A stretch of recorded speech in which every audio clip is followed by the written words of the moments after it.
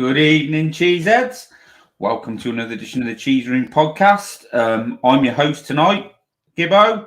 I'll be trying to lead the discussion. We'll be talking about incomings, outgoings, untenable relationships, contract renewals, record-breaking goal scorers. But before we get into that, a little bit of housekeeping. If you're enjoying what we're talking about, please hit the like button. It doesn't cost anything, and we really appreciate it. So if you could do that, that'd be lovely. Even if you don't like it, hit the like button. But first of all, tonight, we've got two returning guests. Firstly, to my side, again, our resident student from all the way down south in Southampton. It's Isaiah. How are you, mate? All right? Yeah, good. Doing well, ready to go. Yeah. And underneath me, not underneath me, down below is probably one of my longest suffering Spurs supporting friends. We've known each other since I went to my first game at the Lane back in 1992 against Aston Villa, which was a 5-2 defeat. The biggest one-eyed Tottenham monster I know and chairman of Worcestershire Spurs. It's Darren Atwood. How are you, Atty? All right, mate? I'm all good, mate. How are you? Yeah, fine. Looking forward to chatting all things Spurs, mate, or finding it a bit depressing? I'll go to sleep talking about Spurs, mate. You know me. Yeah, I know, yeah. Right then, let's get into it. Before we get into the good stuff, the transfers and all the goings-on around the club, let's have a little chat about Fulham. Isaiah, before we get into any performance or anything, they were three crucial points, weren't they? We needed that. We needed those 3 points. Yeah, I mean, even just for the sake of getting back to winning ways after a couple of defeats, and all of the uncertainty around the club, just to pick up 3 points on the road. It's a tough place to go these days. You know, they're having a great season, and yeah, it was really big for us. Yeah. I mean, Natty, we just needed to get back to winning ways, didn't we? I know we've played a game more than like Man United and Newcastle, but we needed to win that game, didn't we? Not the 3 points are important, but for everything around Spurs. Yeah, I mean, just for the whole feel, really, isn't it? I mean, yeah. Like as I said, important 3 points, solid defensively for a change, which we don't normally put in the same sentence as Tottenham. But yeah, I thought we looked solid defensively. Even, Chicken Royale, as I like to call him, played well, I thought. So, you can only go on the last performance, and it isn't exciting. It ain't exciting watching Tottenham at the minute, but 3 points. And how many times have we been exciting and got beat? So I'll take it every day of the week. Yeah, I mean, like team selection, Isaiah, when you saw that team come out and it was the same team that started at City, were you thinking he's literally told them to go out and right all their wrongs, or do you think it was do you think he couldn't do anything else? What was you thinking on the team? Well, my dad actually texted me at the time saying Conte is just trolling us now, putting out the same team. But to be fair, I mean, they did look good in the first half, and so maybe he's thinking, if I can get one good half of football against the champions, then I can get at least 2 against, or 1.5 against Fulham. And it turned out to be that way. Got about 1.5 good halves of football from us. So it was the only person I wanted to see changed was Emerson, and he actually had a great game. So yeah, I think that's the same as everyone. Atty, starting 11, were you happy that he started the same 11 as City, or were you a little bit like you wanted to see changes? The only obvious one is there's always the one in the back, isn't there? Either Davis or Longley, whatever. But yeah, and you've got obviously there's still the debate. I mean, last time I was on with you at the start of the season, I thought Jed Spence was going to be, flying this season, and it hasn't happened. Obviously, again, been proven he's a club signing, not a Conte signing. But there's only a couple of real. I mean, we can say about the Sun form. There's nobody to take over from him, So really, I mean, when he didn't play Perisic the other week, we were all like, "Why?" Against Arsenal. So really, there's only a couple of positions that there is to change, really. Bissouma's not done enough to prove his position in the middle of the park. Even when Hojbjerg got booked, you still had to keep Hojbjerg on for the end of the game. Yeah. He ended up taking, I think he took Kulu off, didn't he, and played the three in the middle. But you just can't, there's two players to change really every game at the minute for me, because nobody else on that bench is doing enough to get in. No, and we're struggling with the fit, with like obviously Richarlison, you can't bring him in. You could possibly bring him in for Son, but if he's not fit, you don't want to start him, do you? You want to be using him later on in the game. The problem you got there, though, again, is Richarlison's left-footed more so, but they both it's him and Kulu really, because they like to come inside, don't they? Son's right-footed on the left, but likes to come inside. Yeah. I think Richarlison actually is right. I think he played on the left now and then for Everton, but to be fair to Richarlison, his actual position is through the middle, which we've yet to really see him play. I mean, we've not seen a lot of Richarlison full stop, have we? Really, injuries. I said this to you at the start of the season, didn't I? In the last time, put Kane in the creative role, because we still haven't filled that position. But if you're going to play Richie through the middle, play a diamond up top, play Kulu and Son, and play Kane in the hole. Aussie Ardile style. Well, yeah, we're playing. That's too many forwards for an Italian coach. It's not going to happen. Yes, because Isaiah, if we play Harry Kane in the number 10 role, we'll have to do something so we can morph him into another person, so he can actually pass to himself. Because then we'd be unreal, wouldn't we? Yeah, I mean, if you could, I watched the clip of clone him. Yeah, I watched the clip of Jimmy Greaves' friend talking about Norman Gillier. Two of them, if you could play the two of them up front together, that'd be perfect. And you really do. You just need another Harry Kane in the team somehow. All we need is a team of Harry Kanes. If you could play him in the hole, you'd have to worry about. He does get back and do his defensive job, but he doesn't have a great deal of pace to get from the back to the front. And then you're worried about him getting kicked, the ankles getting stepped on when he's right in the middle of the pitch like that.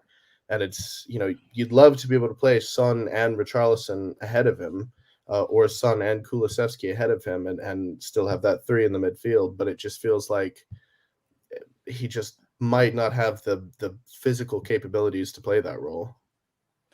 Yeah, Ratty, I mean, I know what you're saying there. I think he does struggle with the press now, doesn't he? But obviously, like you said about we're playing Son, I mean, we all love Son. We know what a great player he is, but he has been so poor, and that probably is proof that Richarlison isn't that fit, because Son is starting, isn't he? And I think Conte even mentioned that himself, didn't he, that Richarlison's not fit enough to start, but I think he'd come in if he was fully fit. But yeah, like you said, I don't think there's a lot he can do at the minute with injuries and the actual players he's got with the squad. So move on. Ati, did you watch any of the first half? I know you said you were at work, so you watched bits and pieces. I watched the first half.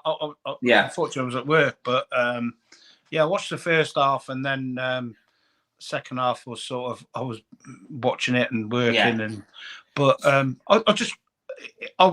like the solidity of the team. We looked really, because let's not get it wrong. Mitrovic is an handful, and they've got a lot of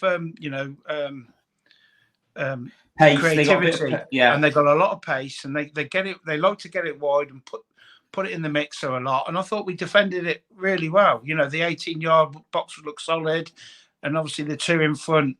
Bentancur's not looked at his back at his best since, but he's not. Again, he's not really fully fit, is he? But he made a difference, didn't he, Dad? He made a difference coming back in the team.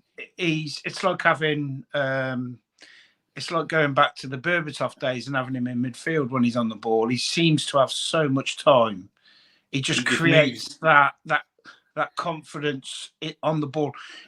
I mean, I look back at the last 10 years of, if we could have had a midfield sort of him, Dembele, Wanyama at his peak. Yeah, Ericsson, yeah. if we could have had him, Dembele, Ericsson, and there was somebody else I was going to say that, and it's gone off the tip of my tongue. But I mean, Modric. Yeah, there you go, Modric. 3 ball players. Well, 2 solid on the ball and 2 that's passing is. I don't think we'd be beat. I think it would be. We're overlapping, mate. We should have. Yeah. If we'd have had them all in that one little spat. If you put and Ozzy Ardiles in charge, mate, we'd be flying, wouldn't we? That team. That Poch team, which should have won the league. If you could have added, Bentancur and Romero at the back with Jan and Toby, I think. Yeah.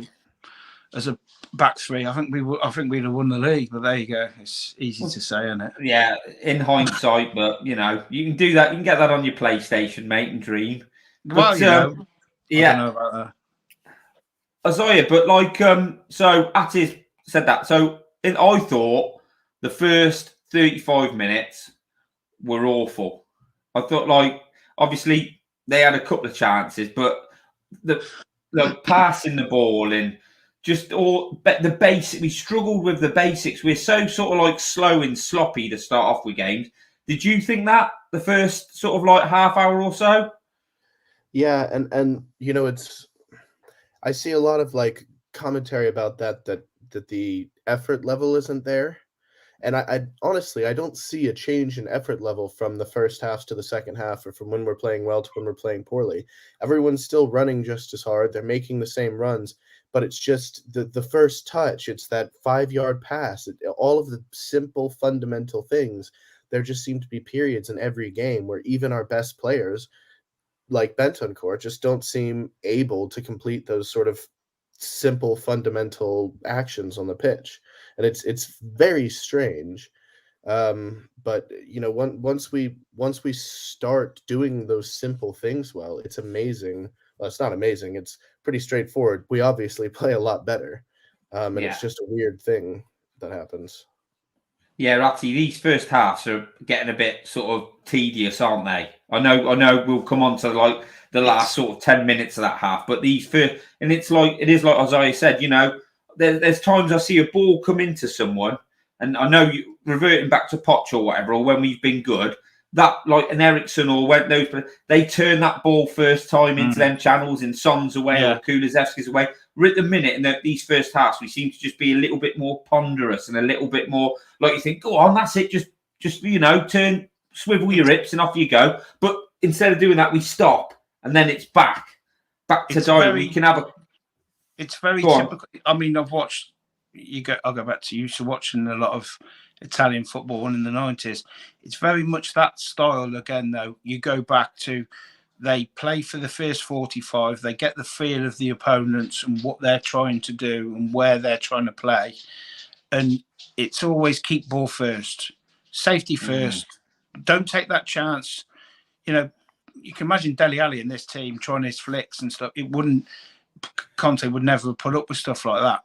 It has to be the way you're facing, basics, get it back. A couple of times, first half, Bentancur got the ball, and we actually squeezed him quite hard. There was the once when I can't remember the keeper's name for Fulham, the ex-Gooner.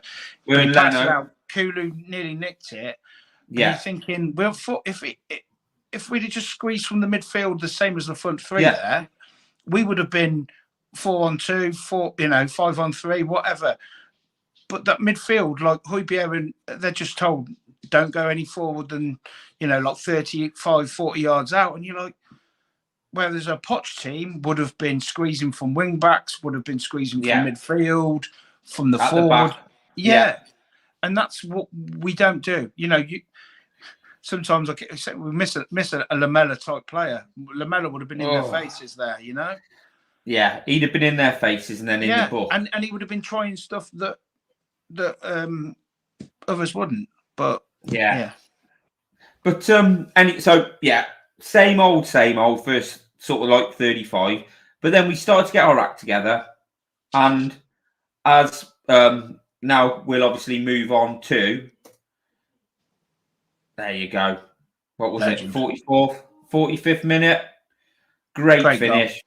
Son and Kane link up. Son's getting an assist for that, which is pretty unbelievable, really, because it's just a bit like Tom Carroll to Bale against West Ham, wasn't it? But yeah, 266, level with Jimmy Greaves. Isaiah, give me your thoughts on the goal and Kane overall in the achievement.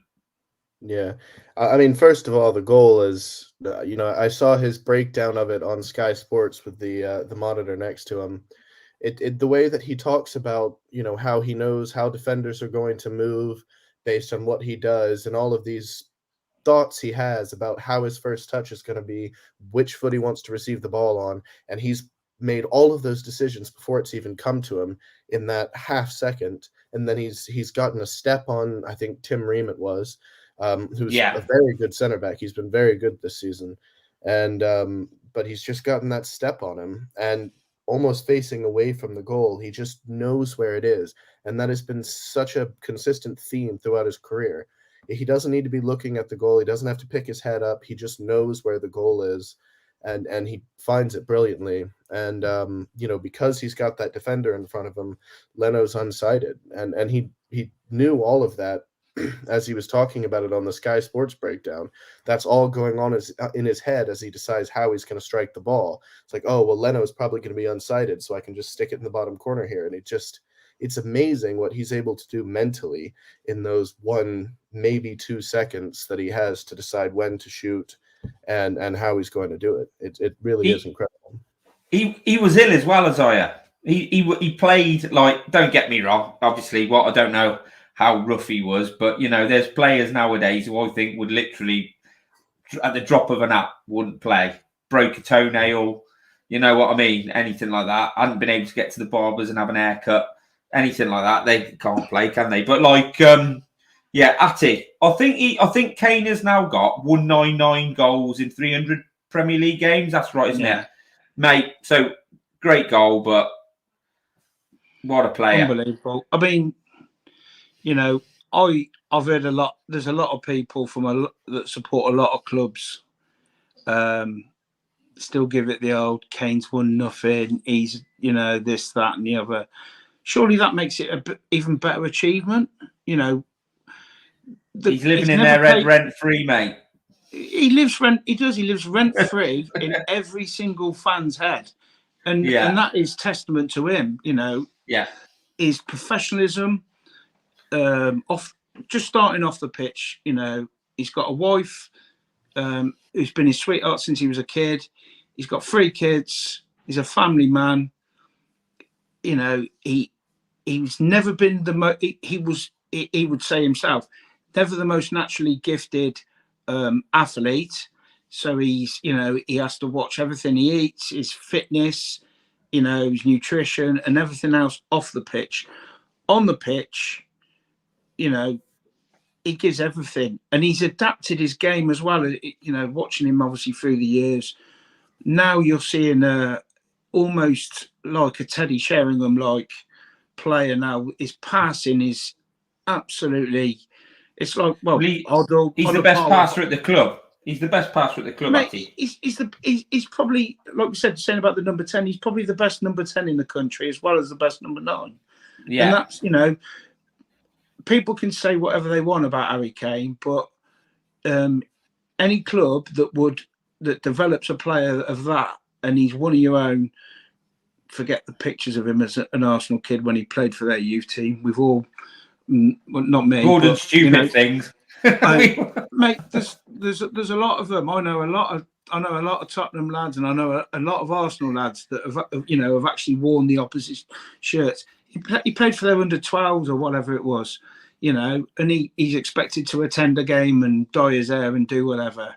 His whole family's Tottenham. There's no two ways about that. His brother, his dad, for years you saw him, and they've always been Spurs. And to see him break a record like that is, you got to just hold your hands up. I had a little dip about him 18 months ago, a little bit the way was trying to get to City and everything else. Mate, yeah. And again, Steven Gerrard went through that at Liverpool. and they still, you know, they were burning his shirt and everything, you know, an effigy of him and whatever. Liverpool fans were doing that. But when I look at this guy, his professionalism, like I said, you know, he could walk away at the end of this season, go to United or go anywhere, and I would actually say, you know what, hands up, you deserve to win a trophy, mate, because it is scandalous that he hasn't won anything at Tottenham. And he wasn't. If he'd have been 100% fit in that Champions League final, who knows? Yeah, we'll absolutely. Know. You know, we'll never know. He's a great player. I'm not one that tends to get attached to players. You know, I have my one or two favourites. Ginola. You know, people have said Berbatov and what have you. You know, I'm not what I get. Asamovic. I get attached. Asamovic was one of your favourites. Do well for this club, you know. And I look at him, and he's a legend, mate. And that's you know, can't say no more. Yeah, I mean, Isaiah, the fact that he has bagged, what's he got? 16 league goals for Tottenham this year, and we are boring. We are boring. Well, in my opinion, people might not agree in the chat, and other people, I'm probably think I'm over the top, but we are boring. We do not create loads of chances. So the fact he's got all those goals for Spurs is absolutely phenomenal. And so, like, obviously. He'll obviously needs one goal to break it now. He'll break that. We're talking about hitting Shearer's record next. There was talk after the game, contract extensions possibly. Do you think realistic, Isaiah, or do you think maybe using the media to put a bit of pressure on? How do you think this is going to end up with Kane? You know, it's hard to say. I mean, he did say it was possible that there would be conversations along those lines.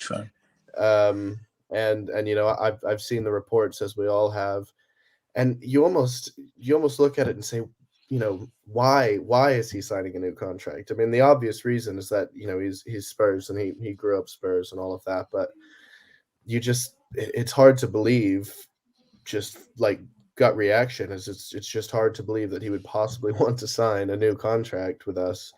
You know, maybe he believes in the project, but I mean, it doesn't seem like Conte is going to sign a new contract with us. The thing is, I think what it is, I think we all get to a certain point in life, don't you? You know, he's happy.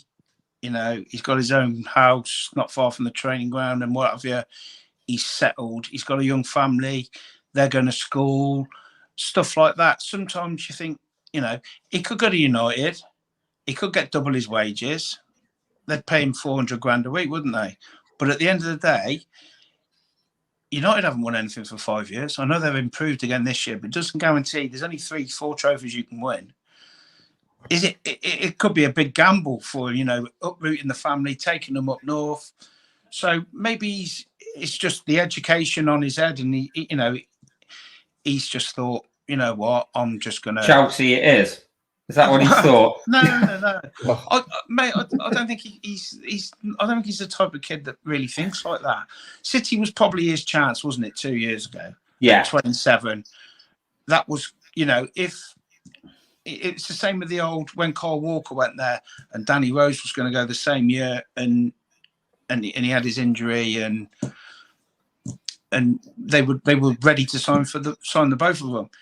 It doesn't happen, unfortunately. And when it didn't happen that summer, he's probably thought, right, I've got to get my head down. We get Conte in. Mourinho goes. We get Conte in.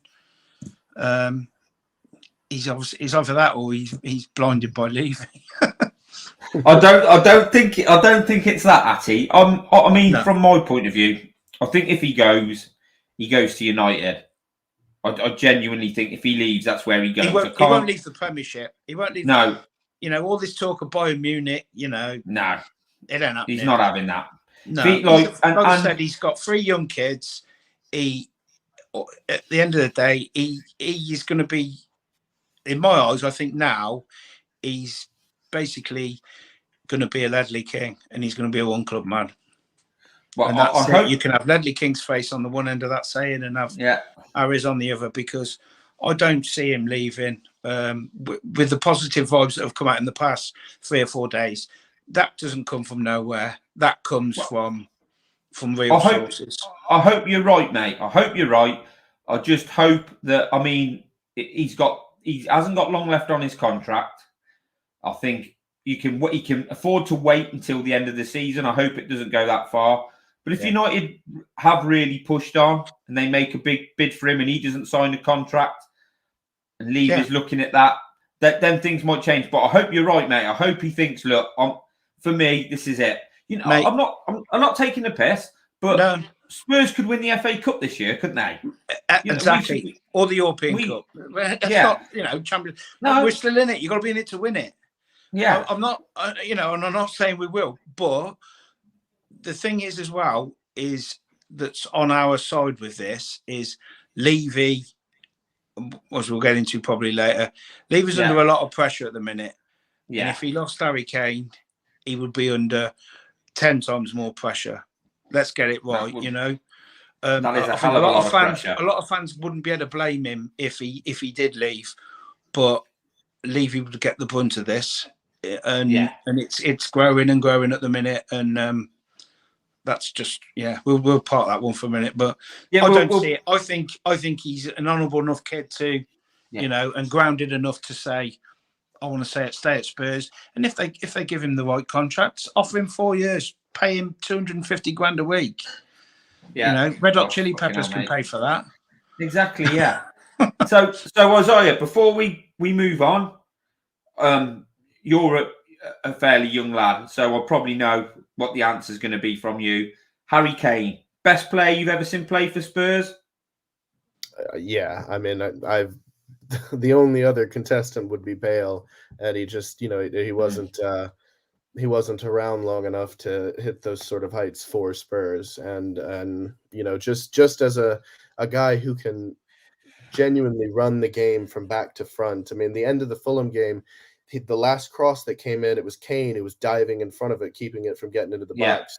You know, we've seen against City and, you know, last season, the way he literally ran the game from the defense up to the goal scoring. And, you know, I've never seen anybody else who can do that for Spurs or in the Premier League in my time.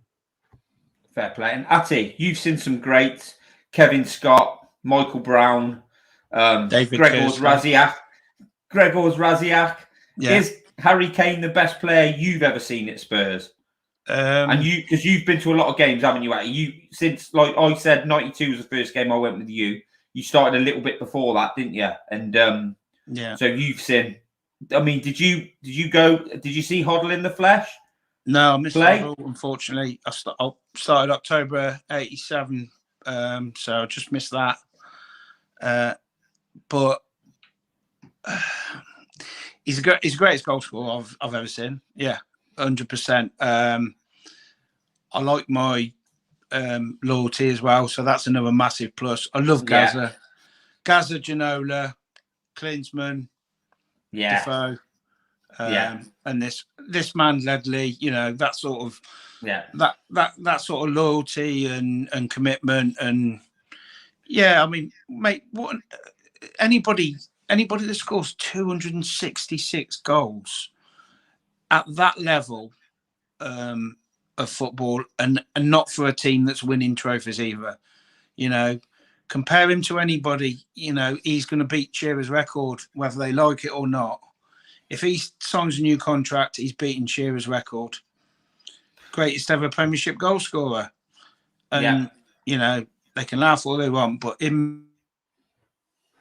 what's going to happen in December if he'd have lifted the World Cup, you know, and then try and say he's won nothing. But he could, you know, he's come within one game for England of winning lifting the European Cup, and the World Cup. And hopefully by May he might be winning the FA Cup for us. That'd be nice. Yeah, be lovely. Lovely to see us win the FA Cup again. And we've been truly blessed at Spurs with some great players in my lifetime. So, you know, we've got I think with Kane, we are witnessing greatness, and it's brilliant that, you know, we've got to see that because we missed Greaves. People will look back in 30 years, Tom, and you'll still know the name. Yeah. And even longer. So, yeah. So we'll move on now. Incomings. This is what everybody likes to talk about. New players coming in. Now, I'm going to come to Isaiah first because you're probably a little bit like me. Ati, we have signed Arnaut Danjuma. I have not got a clue about him, apart from the fact he used to play for Bournemouth. Apparently, he did really well from in the Championship. Went to Villarreal, scored a few goals for them last year, did really well, and then seems to have fallen out with Villarreal. And now Spurs have hijacked his move from Everton right at the last minute. Apparently, he did all his media stuff. And then Spurs give him the call and he was straight on the jet, straight down to Hotspur way. So, Isaiah, good signing, in your opinion?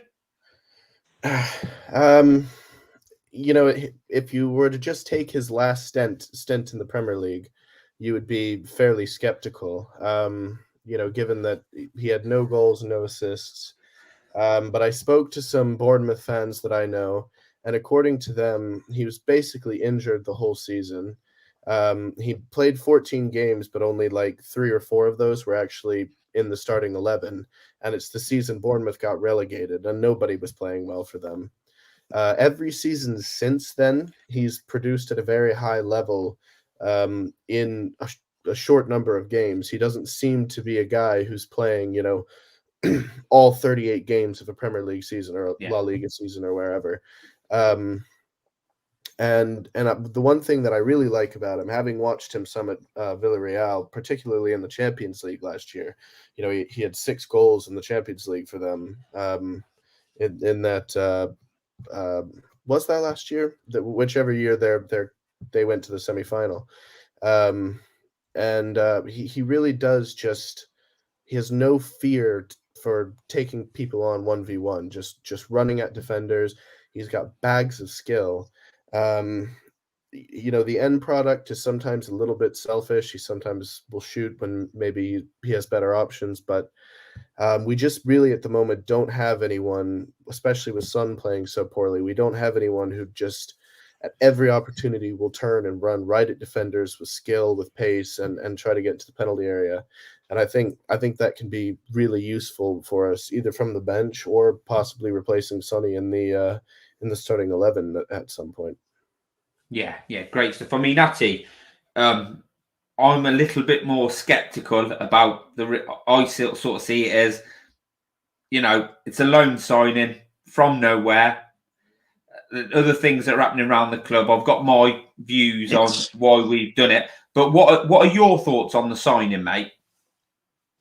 It's, in my opinion, it is a 6 month and that's it. I don't see it going much. Unless he's an absolute worldie for 6 months. Yeah. But it's a signing that, in truth, when you look at the squad and the continuing absence of Moura, then it makes sense. It's a signing that makes sense. As I just said, he'll turn and run at teams without more. I mean, that's the sort of job that Moura used to do last 20. Get the ball, turn, little skip and a jump, and he's away and run at teams. We don't do it enough, and hopefully, I mean, you look at his. I've looked at his. Not that I know a lot about him. I've watched him. He played against United in that final, I think, of Villarreal. He's a decent player. He's a decent squad for a bench. Last 20 minutes, we've got what options? We've got attacking off the bench. We've obviously got Richie and Kulu back, which is massive. But when you got Son off form as well, like you say, he needs another one. So a 5th man, and his heat map is predominantly off the left-footed, and he sticks to the left. That's a nightmare for defenders to play against, you know. But we'll see. Time will tell. If he scores a winner against West Ham and Chelsea, and happy days. Yeah, exactly. Then we can all predict how good or how bad signings are until we see him in the flesh. If he comes in and gives 100%, that's what we want. Yeah. So for me, he's adding to the bench, because when you look at the bench, the attack, there's no attacking options. Lucas is on his way out, and I think is really struggling. I don't think we're going to see anything at all from Lucas this season. Hip injury, I think, isn't it? Yeah, and I don't think Conte still fancies Bryan Hill. No matter, he came in and he did well, but I don't think Conte fully trusts him. He's and I see it. Needs to develop, isn't he? I see him as he's coming in and another body's going out. But my whole feeling on it is it's not a signing of a commitment to a manager. And I'm not getting into the old thing like, oh, manager's not committed to us. We're not. Yeah, the manager's not committed to us. He needs a body to do something. He's obviously probably gone, yeah, as long as you can get someone.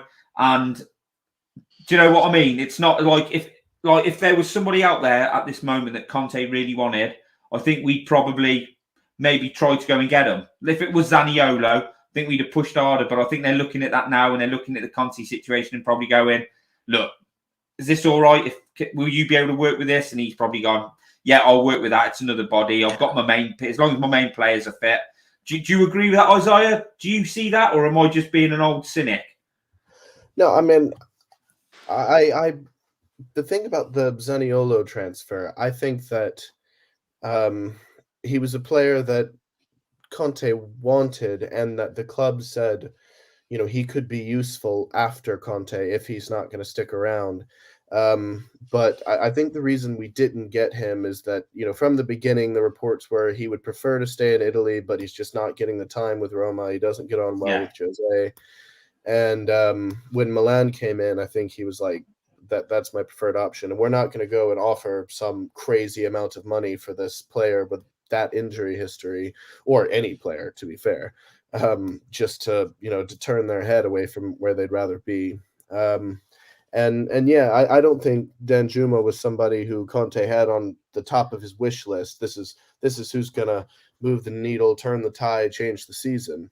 But yeah, I mean, it makes sense, and it's a loan signing. So I have no expectations from it, and if it works, you can't lose. If he comes in and does some good stuff and helps the team, great. But if it doesn't really work, he goes, doesn't he, at the end of the season? But, the boss is in the house. Caller, all right? Yeah. Listen, let's have your opinion then, because obviously you've been watching him on YouTube, haven't you? So you're going to tell us he's brilliant now, aren't you? He's a difference maker. It's Bergwijn the second, isn't it? Bergwijn the second. He's basically the same player. It smacks to me, this, of Stefan Dalmat. No, he's better than that. Christ. Jesus. Well, Dalmat was brilliant. I like Dalmat. Yeah. Well, I did against Wolves. Yeah. Come on then, caller. Give us your opinion on this signing then. He's going to come on with 10 minutes to go against Leicester, 2-1 down. We're going to win 3-2, and I'll have already left the stadium. How's that? Absolutely brilliant. We'll have some of that. That's what caller did, Daz. Yeah, he left it 2-1 down. You ever tried to go out of Leicester? It's a nightmare. Brothers in arms, look. I was filling up at the petrol station. My lad's going mad in the front seat of the car. And I'm going, what? He goes, we ain't just equalised, we scored again. I was like, no way. See, that's what doesn't make sense. Why sell Bergwijn? It didn't make sense, did it? Why sell Bergwijn? He did a defensive job. He wanted out, didn't he, mate? Yeah. He wanted out. Bergwijn wanted to go. That's why he went. There's no ins and outs. I think Danjuma gives you a good option on the left. The fact that Sonny's in such terrible form means he should see some minutes. Which he won't. Will he? He ain't going to drop. I think he will. No, I think he will. I don't think he's not going to be in the starting 11. It's highly unlikely for a while. I'd like to see him start on Saturday, caller. He might well do. It's Preston, isn't it? Not a bad game to make your debut in. Didn't Lucas sign for us and then come make his debut in the FA Cup against some Rochdale or something and score? He might have done. Rochdale away. Yeah, might have done. But I mean, Preston shouldn't be underestimated at home. They're a decent outfit, and go well in the Championship. And yes, we should have enough to beat them, but it's the FA Cup, isn't it? So I'd start with a strong 11, and probably him off the bench would be a good option to have. It's a good signing for me. He's a decent player. You can tell that by looking at his career, he scored plenty of goals last season, some of the Champions League, and I think he's fallen out with the management there, which is ultimately why he's available. So I think it gives us another option. If you look at our forward options, we've been very light on the bench, and I think that's really what it's for. Who's taken over there from Emery then? No, is that why he's fallen out? Because Emery's gone to Villa? No. I think he fell out with Emery. But I'm looking through our group because earlier I think there are question marks over his attitude. Over his attitude. So the ex-Liverpool player Luis Enrique, apparently he's warned that the 25-year-old is a good winger. He's a good player, but he's not a good character in the dressing room. Apparently he said he doesn't work hard enough. But that's he doesn't work hard enough in Luis Enrique's in his mind. But I mean, like I said, there's question marks over his attitude and the fact that he literally just just put his training kit back on the shelf and got on the plane to Spurs. I think if you want to leave, I think if you want, but let's be honest, Everton or Spurs right now, you're going to take a move because you want to get Depends out. If you want to play every game or, doesn't it, I suppose. But yeah. Maybe he's got confidence. Maybe he's got confidence in his ability that, as most players have, that actually when he gets his chance, he'll take it. You don't know. I think it can't be seen as a bad signing by anyone. I understand everyone wants us to sign Messi. But you've got to be realistic about it. He's probably going to sit on the bench. It's a squad rotation option. It makes sense. He looks a handy player. He's quick. He can finish. And it gives us another squad rotation option because, let's be honest, Conte's never really fancied Bryan Hill. And I would imagine he'll be on his way out. What other options do we have apart from Richarlison? Yeah. Lucas in Europe, Lucas is permanently Lucas is done. Yeah. Yeah, he's totally done. So for you, good signing then, caller. Isaiah, for you, good signing? I would say good, low-risk signing, yeah. Yeah. And Ati, lastly, sensible. For you, sensible. It's a sensible cover option, isn't it, for Moura? Yeah. That's the way I see it. And like you say, and he's given the green light, confirmed today, given the green light for Gil to go out on loan. So it makes sense. Yeah. It's one in, one out. Yeah. And talking of one in, one out, if you believe reports, we are very close. It's not done, anything could happen, but we are very close to Pedro Porro. Apparently, they don't want any of our players that we were trying to put in there. They'd rather just have the money. So, Isaiah, Pedro Porro, how does that tickle your fancy? Well, I think first of all, it is hard to get worse going forward than our current options, particularly Emerson. And I think because he's someone who also does play, regular right fullback, he's not going to slack on his defensive duties a little bit. As hard as Perisic works to get back, he's not a great defender. I think Porro can actually do both. What I imagine is going to happen is he's going to come into the team. He's going to have a few shaky outings because he's getting used to the Premier League, and the entire Spurs fan base is going to turn on him and how they're going to be saying how they never wanted him in the first place and all of this, which is, par for the course. But I do think after he adjusts, he'll be a massive upgrade on what we have at right wing back now. The pace and just the ability to cross a football into the penalty area, maybe towards a teammate, is just a huge upgrade. So if we do get that over the line, I think it'll be a really, really good signing. Yeah. I mean, Ati, you've been tipped the wink, haven't you, that this is on?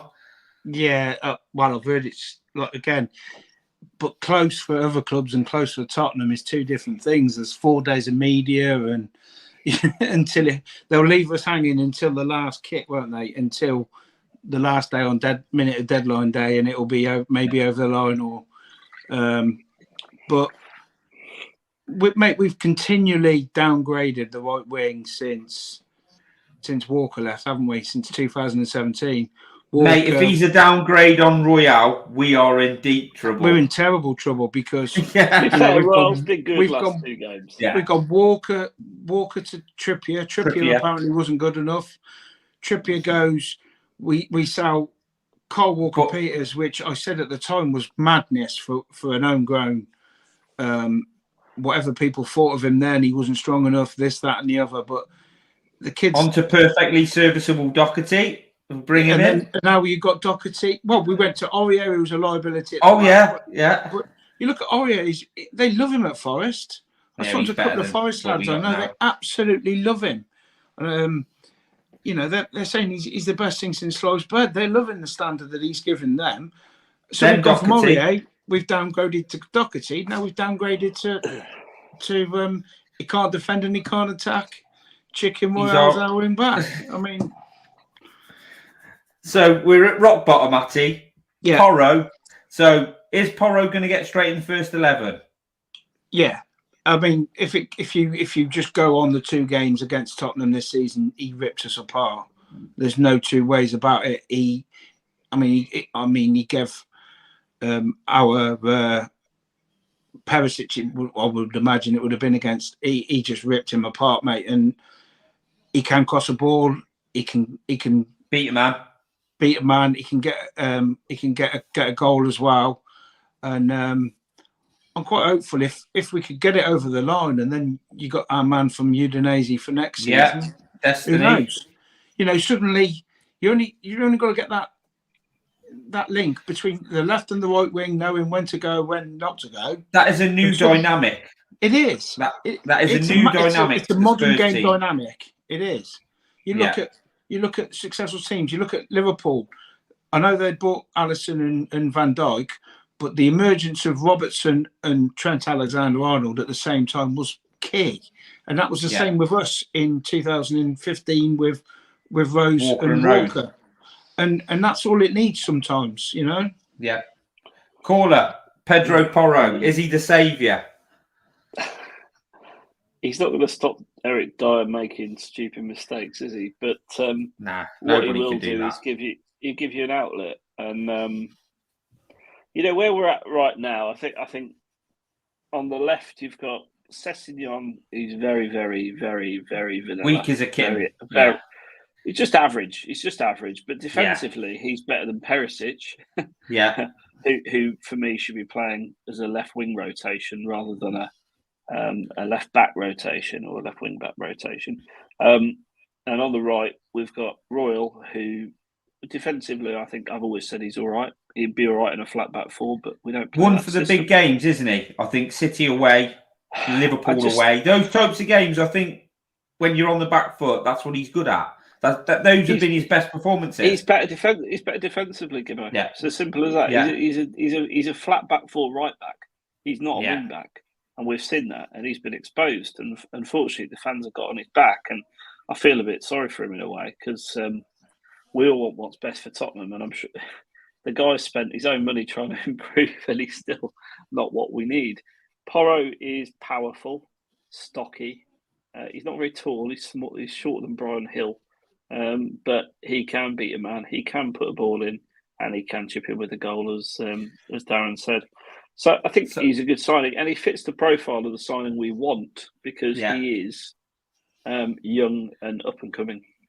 So I've got an update from our friend at the cheese room, Fabrizio Romano, because he's been on, hasn't he, Caller? He's been on our show. Yes. And he's saying positive feelings for Tottenham after meetings all day long for Pedro Porro.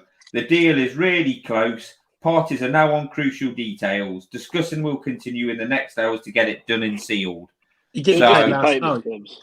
He didn't play last night in the Portuguese Cup, and they wouldn't have dropped him for that. So there was obviously something in the background rumbling last night. Long story short, I think we've agreed the fee, which is his buyout clause. They're trying to just phase how it's paid. Personal terms were agreed ages ago. And Sporting Lisbon. Sorry, Caller. And Sporting Lisbon have contacted Brighton to discuss taking Lamptey from Brighton as a replacement for Porro. So I think literally Lamptey's it's just letting everything fall into place now, and that looks like it will be. It'll happen. It'll happen, Good. as I've always said. I've always said they'll get him. But obviously, Yeah. the frustration for the fans is, and me myself, is that you really want him first week of the window to make a difference in the important games that we've had. Yeah. That's everyone's frustration. Unfortunately, it ain't Football Manager, and that ain't always the way it works. Yeah. You have 23, Kerry. You have 23, to wait, don't Kerry.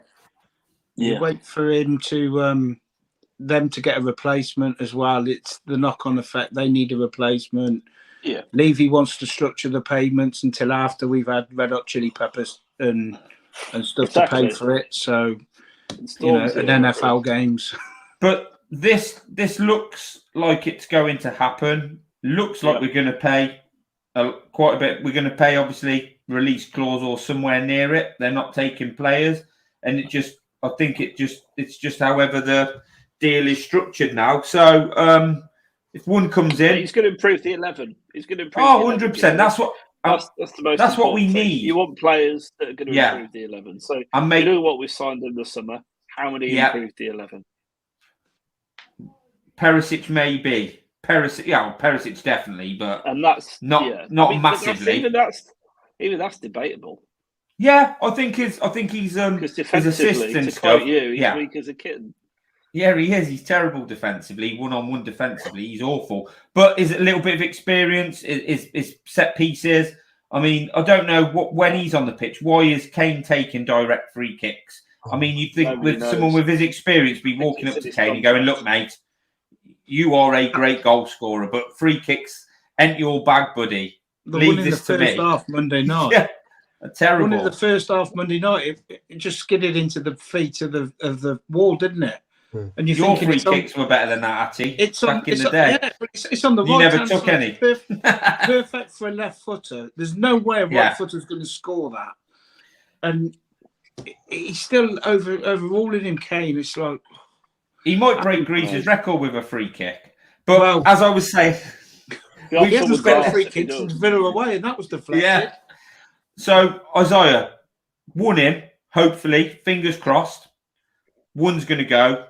Looks like Spence is being allowed to go now, which for me is a great move for him and a good move for Tottenham because that kid needs to play football. Because I think he does have a future at Spurs, or I'd like to see him at least get a chance, which next season he probably will. Talks to Southampton, Crystal Palace, Brentford, I've heard, maybe abroad. But I think I prefer to see him in the Premier League. What about you? What do you think to that, mate? Spence going out on loan? Yeah, I definitely think it's important that we try to keep him in the Premier League, if at all possible. You know, I've heard that there's interest from, like Palace and West Ham, and maybe Brighton might be looking for another right wing back if they lose Lamptey. I'd hate to see him go to West Ham. I don't want us to do anything that helps them not go down, but Palace, I think, would be a great place for him to go. Same could be said for Brighton. I think those would be, I hate to say it, but I think Vieira would be a good manager for him to work under. I think De Zerbi would be a good manager for him to work under. Yeah. Thomas Frank would be a good manager for him to work under. Absolutely. And then he could carry on hopefully working with him next season if we had to get someone else in. But carry on. Sorry, mate. Yeah, no, for sure. The Brentford, that was the other one I couldn't think of. Any of those clubs I think would be great. I think if you send him to the Bundesliga or La Liga or any other league, you're losing a bit of the experience you need him to gain, because it's not like he's never played professional first team football. He's done really well in the Championship. What you need is to get him acclimated to the Premier League and learn the physicality, learn the amount of the very short amount of time he's going to have on the ball, and sharpen up those decision-making skills, all those things that a Premier League player has to become, efficient at, that they don't necessarily have to be as good at in other leagues. So I think it's crucial he stays in the Premier League. Yeah. Caller, for you, where's the best place for Spence to end up for the rest of the season? What do you think the options are? I think I've read today, I've read Brentford, Palace, Southampton, and Isaiah said he'd heard Brighton. So I think honest, 4 decent clubs there. If you were playing Football Manager, right, you'd be sending him to the one that guarantees first team football. It's as simple as that. Doesn't matter. They're all 4 clubs. I mean, some are flying a bit higher than others, but they're all 4 Premier League teams. You would want him to go and get first team experience. Absolutely. Yeah. That's the key. He's got to get acclimatised to the Premier League, and I think he'd do well on loan at any of those clubs. I'll be really honest. I think he's a decent right back. I just think Conte has treated him appallingly, and shame on him really for the way he's sort of treated a decent young talent. It's really disappointing, to be honest. I mean, Conte. People are very they're either Conte fanboys or they're very anti-Conte. There's no in between with him, and I suppose the in between view for me would be: has he done good for Tottenham? Yeah, he got us in the Champions League, but he doesn't do anything to progress youth. You look at Hill, one of the brightest young talents in Europe when we bought him, nothing. You look at Spence, Championship Team of the Year, right wing back. Doesn't play him at all, doesn't even put him in a match day squad, and puts youth academy products on the bench ahead of him. That's not right. It's just not right. And I'm sure that's probably a source of great tension at the club. Yeah. I mean, we'll come on to the Conte and those bits in a minute. But Atty, for you, I'm looking at that, mate. I think Brentford have played wing backs at times. Brighton definitely play wing backs. Palace flat back 4, I believe, and I'm not sure Southampton because since the new manager's taken. Southampton can vary it a bit. I think they have played a 3. So for you, where would you like to see him end up? Like as Caller said, anywhere that's going to give him game time. The kid deserves it. Unfortunately, I think Conte's used him a little bit as a stick to beat Levy with. I think he has. It's been proven that it wasn't a Conte signing. That's a simple fact. I mean, you don't sign somebody that talented. We're looking at 11 months ago. He ran rings around an Arsenal 11 in the FA Cup, a Liverpool, what have you. The kid was Forest's best player last season, without a shadow of a doubt. But Atty, Caller said this earlier on in the year. Sorry to just come over, but when clubs make signings, you sometimes you can buy these players that the manager likes, but if there's a club signing, which Spence probably was, he's one for the future to make money. Yeah. So instead of completely, for me as a coach, you coach him and try and work with him. Where I feel he's just sort of been ostracised and look, you don't sign players for me. Yeah. I'll show. This is how I treat those players. But I think he did come across a little bit cocky at the start. At the end of his time at Forest, with his post to Warnock and what have you. Yeah. I don't know the ins and outs of what the kid's actual, whether he's rolled up and thought to himself, I've made it, and Conte's just slapped him down a little bit. That could quite possibly be the case. But, the standard of right wing backs that we have at the club, it's a low bar. It's a low bar to be getting over, and the kid hasn't even been given an opportunity. What's he played? Something like 14 Premiership minutes, something. Yeah, something like that, mate. And I remember coming on here with you at the start of the season and saying to you, out of all the new signings that we'd had at the time, I said to you, I think Spence is going to be one of the best ones because he's going to give us that, that wing back option over dynamic. Doherty. Yeah, somewhat different. Pace. But it hasn't materialised for whatever reason, whether that's his attitude. But I still don't believe that was a Conte signing. I can't absolutely not, mate. I think I see that it was.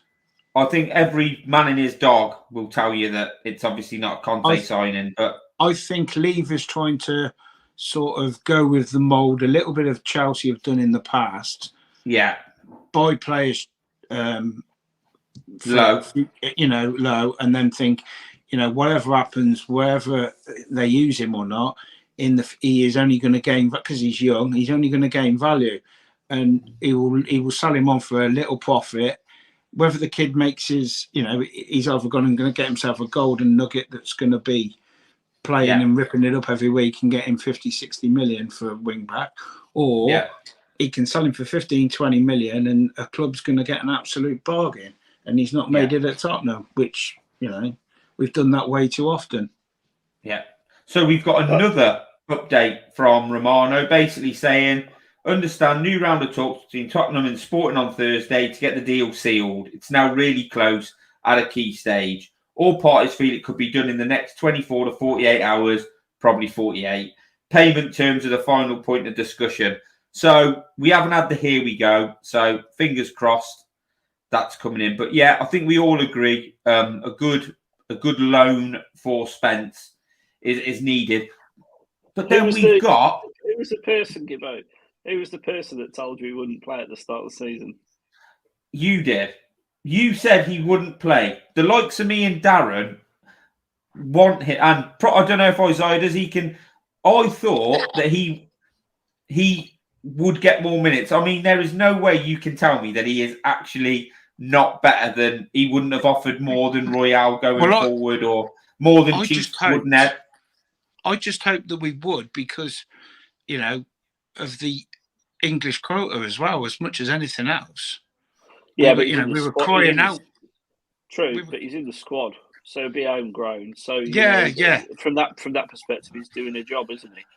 And that's another thing they need to consider when they send him out on loan. I'm not sure what our homegrown position is.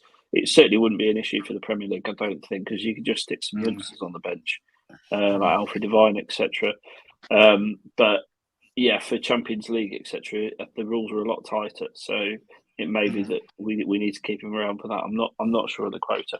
But the fundamental is, it's like I said to you before, Gibbo, when we were in the summer window, you've got two transfer strategies, which is win now, win later. Yeah. So we're always going to have two pots of cash, a pot for prospects and a pot for later. And if you look at what we've done in the last couple of windows, and people don't like this, because they want to see all the money go to win now, in effect. And I understand that because you bring Conte in and then you don't give him exactly what he wants, right? Yeah. But from a club perspective, it makes perfect sense because you've got to have these development prospects coming through. Bryan Hill, obviously one of the hottest prospects in Europe when we signed him. Lots of clubs looking for him. Pape Sarr, Udogi or Udogi, whichever way you want to say it, and obviously Jed Spence. So it makes perfect sense to sort of develop almost an 11 of elite youngsters, and there's going to be a pot of money for that, and that will not change. There will be that money going forward. So in the summer, I'm sure we'll add, Belgium's hottest midfielder to the under 21s or whatever. It's a dual transfer strategy. You've got to have your cash for now, your cash for later, and it makes perfect sense. But again, it's frustrating because people want to see us improve the first 11, and I want to see us improve the first 11. If I'm honest, of course we do. We all want to see that. But, that you're right. That has got to happen. That you've got to have that backup plan and that plan going forward. Like Atty said, that's what Chelsea do. But so Isaiah, right? Chelsea do brilliantly. Yeah, and they make money off it, don't they? They do. Yep. But it balances all their FFP. It balances their FFP. It gives them headroom to splash 100 million on a player. Albeit, I don't think anyone saw the Chelsea spending like they have spent and giving 7-year contracts to people. They're taking a big risk now, aren't they? It's a massive risk. They're taking a big risk because 7-year contracts and 8-year contracts for players that can easily turn around and just put the slippers on. It's a dangerous game to play, I think. But we're not talking about Chelsea. They're relying on those. They're relying on those players' values increasing, as you've said, and they should. In theory, it's a strategy that should work. And when you think about, they're spending 90 million or 100 million on a player. That's over 7 years, so it's not actually that much up front. And they're not paying them massive wages either. What was he on? That lad they signed 75 grand a week. Yeah, the problem, I know over a 7-year contract that is a lot of money. But but the problem the problem they'll have though is in a couple of years' time, if they've still got 5 years on a contract and they're trying to shift a player like we've got now with Ndombele, Lasauso, we've got a number of players that we actually cannot get shifted. If they end up with 2 or 3 of those, and with 5 years left of a contract, and the club's only going to offer them a 3-year contract, they're not going to take it, are they? So, but anyway, we're not talking about Chelsea. Yeah. As I was trying to get onto Isaiah, basically saying we've signed Danjuma. We've hopefully more or less got Porro. I've got a feeling we will get one more in. I know we always think that, and we're waiting for the transfer window, and it don't happen. We're like, oh, we got 2 in. It's gone. Could have been a 7 out of 10, but now it's a 5 out of 10. What do you think we'll get anybody else in, and if we did, what position would you like to see filled? Well, in terms of bringing in another player, we're at the Champions League roster situation was mentioned earlier. We're at a bit of a decision point with incomings and outgoings because with Danjuma coming in, that puts us with one too many non-homegrown or foreign players. With Porro coming in, that puts us 2 over. Now, obviously, we're going to drop Lucas because he's never going to be fit again, and there's no point in carrying him in the squad. But that does mean that we have to drop someone like Hill from the roster, and likely means he's going to go out on loan. Which then means we're still at that same number of attackers we had before the window if Bryan actually goes out on loan. So if we are going to be adding in another player, all of that sort of has to factor in, because once we've dropped Hill and Lucas, the decisions get a little bit tighter around who can come out of the Champions League roster to accommodate another foreign player, if it's going to be a foreign player. And right now, the positions that we need are primarily someone, God help us, replace Eric Dier. And there's not a whole lot of, from what I can see, homegrown options to come into that center back spot. And so it'll be difficult. Well, Dier's not homegrown anyway. Oh, that's true. That's true. So you would be able to, but you wouldn't drop Dier from the Champions League roster. No. I'll drop him from the Empire State Building if I had the opportunity. Well, I didn't enough. think so. Porro and Danjuma, they've both played Champions League already, haven't they? So yeah, they would be eligible for the rest of the season. Porro would be. I'm not sure how many games Danjuma's played, but you'd probably think, but I'm not 100% sure. Right. Okay. Are Villarreal in the Champions League? I'm not actually sure. I'm not sure if they are. They were last season. I don't know if they are this season. You're probably right, Isaiah, to be fair. So mate, sorry, because we've gone off a bit. Where would you like us to get a player? Yeah, I mean, for me, it has to be replacing Eric Dier. There are other issues, but one of those issues is left wing back. We've got that replacement coming in off loan at the end of the season. The left center back spot isn't great, but I can't say that either Davies or Longley are as much of a consistent liability as Eric Dier. And that spot in the middle of the back three is so important to passing out of the back and sort of those long diagonal balls that can be so useful for getting our wingers into space. And he just can't do it. He used to hit really nice long balls forward. He just doesn't seem to do that very well anymore. And for me, it just seems like we have to replace him. And I see a ton of people saying, we need to go get Milan Skriniar, or however you say that guy's name, from Milan. But he's a right center back as well. He's off to PSG, I think, mate. Yeah, that was the announcement from his agent, and then a lot of reports said that they decided against that move. So regardless of his situation, he's not the solution. I really don't know who is, to be totally honest. I don't know who you go and get to replace Eric Dier, but that just seems like it has to be, the next position that we address, whether in January or the first position in the summer. Yeah, fair point. I mean, I think we need 2 new centre-backs. Dier and Davis are both getting on as well. So I think, Ati, for you, like I said, Porro, lightly, Danjuma in. If we could get one more in, what do we get for you? A centre-back, a goalkeeper, a little bit more creativity in the middle of midfield?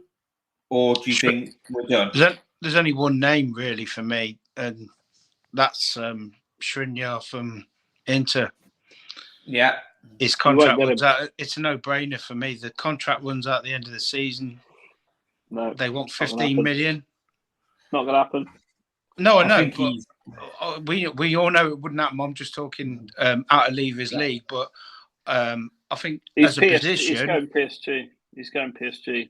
Yeah, that you can't compete with that, unfortunately. No, you can't.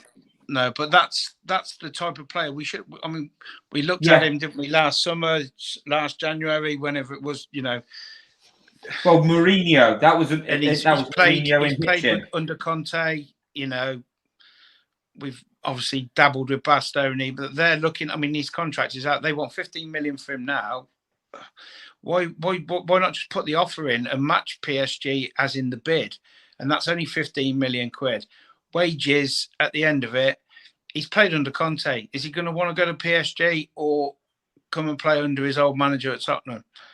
If Conte's staying, then it could be a possibility.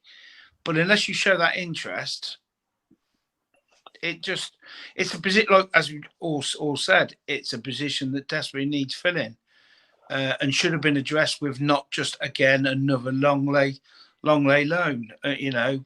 All these because the loan Bastoni buy options is becoming too similar. Bastoni is a dream now, isn't it? Because I think they were talking about him signing new contract, and he just doesn't want to leave. Doesn't want to leave Italy, and we quite possibly won't have Champions League. So. Yeah, Bastoni would be summer if he happens. Bastoni would be summer if he happens. They'll move again for him, I'm sure, if Conte's still there. But yeah, the likelihood is without Champions League football. And for you, caller, if we can get one more in, what position would you go out and get? Would you go out and get another goalkeeper? Bring them in now, just a couple of things. Porro won't be cup tied. I've just had the Cheese Room collective check in, and the UEFA rules have changed. So basically, he could be registered. It's not an issue. And Villarreal are in the Conference League, by the way. So there you go. If we could go out and buy another player, I think we'll get two, actually. Oh, come on then. Hit us with the knowledge. I don't think he'll be a keeper, so I think you can calm down about that. I think Lloris is here to stay till the end of the season as a goalkeeper. And Forster number 2. You're just not going to sign Pickford mid-season, which I think is the view on the replacement. Will it probably be Pickford or whatever the Brentford keeper? Breyer. I've said for a while, haven't I, Caller?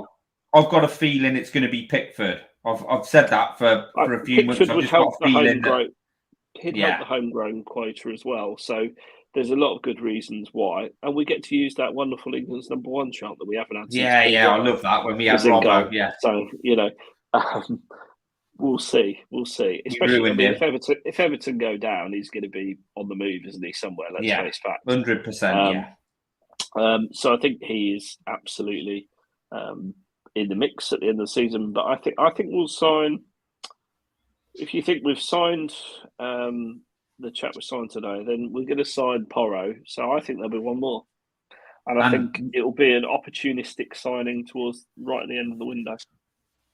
Yeah. So if I was picking where that would be, it's a difficult one because if you're only taking one, what you're prioritising, the attacking midfield, which is Dier. Not Eric Dier. The attacking midfield is we have no options. We have no creativity. We can't break teams down. Or do you go for centre back, which you know is weak? Left wing back's being fixed next season because Udogie looks a fantastic player to me from what I've seen, and I've watched him quite a bit. So I think in the summer the priorities are going to be fix the centre backs, fix the keeper. And hopefully, obviously, if you've got Porro on the right, Udogie on the left, you're going to have Romero. And then this is the thing, you see. I mean, the dream is a left-sided centre-back to me. It's not a Dier upgrade, actually. It's a left-sided centre-back because I think Ben Davies has been and gone. I think that Longley, he's going to go in the summer anyway because I think it was a straight-up loan. There's no option to buy a fee. And I don't think we'd be interested because I think he's been good, but I don't think he's impressed enough to push out the amount of money that they're going to want for him, and that he's going to want, more importantly, in wages, because he's on £200,000 a week. So, would you pay £200,000 a week for a long leg, Gibbo? No, Probably not. No. So I think there'll be better alternatives out there. And not just that caller. This is a very, very long way of saying, yeah, if I could find one player, it would be a centre back who improves the squad. But I think it's a difficult deal to get done, and I think I'd be surprised if we do. The Zaniolo rumours are just not going away, and he's not a player. He's not a player I want, by the way. No. I think he's had 11 injuries last year. He's more injury prone than Eric Lamela. Yeah, we spoke about him earlier, caller. I think that's moved on. He's going to AC Milan. I think he wants the AC Milan move. But we can sit here and we can talk about, like, obviously I asked, but we can talk about these people. But like Phil, I think, is put in the chat when we're talking about it, and people say, "I don't fancy him. Don't think it will be him." We don't know. We don't even know who's going to be in charge, and that whoever if it's Conte, we've sort of got an idea of the players he wants.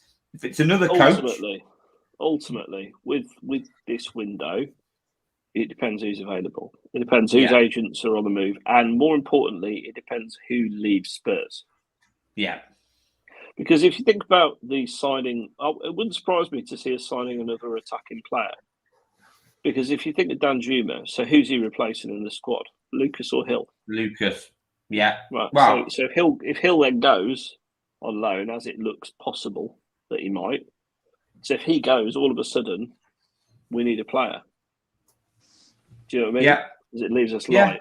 So it wouldn't surprise, and that's the kind of movement I think it will be in the last few days of the window. I think it'll be bopping and weaving. I think the priority for Spurs was to get a right wing back, and that is to me, that's the most glaring hole.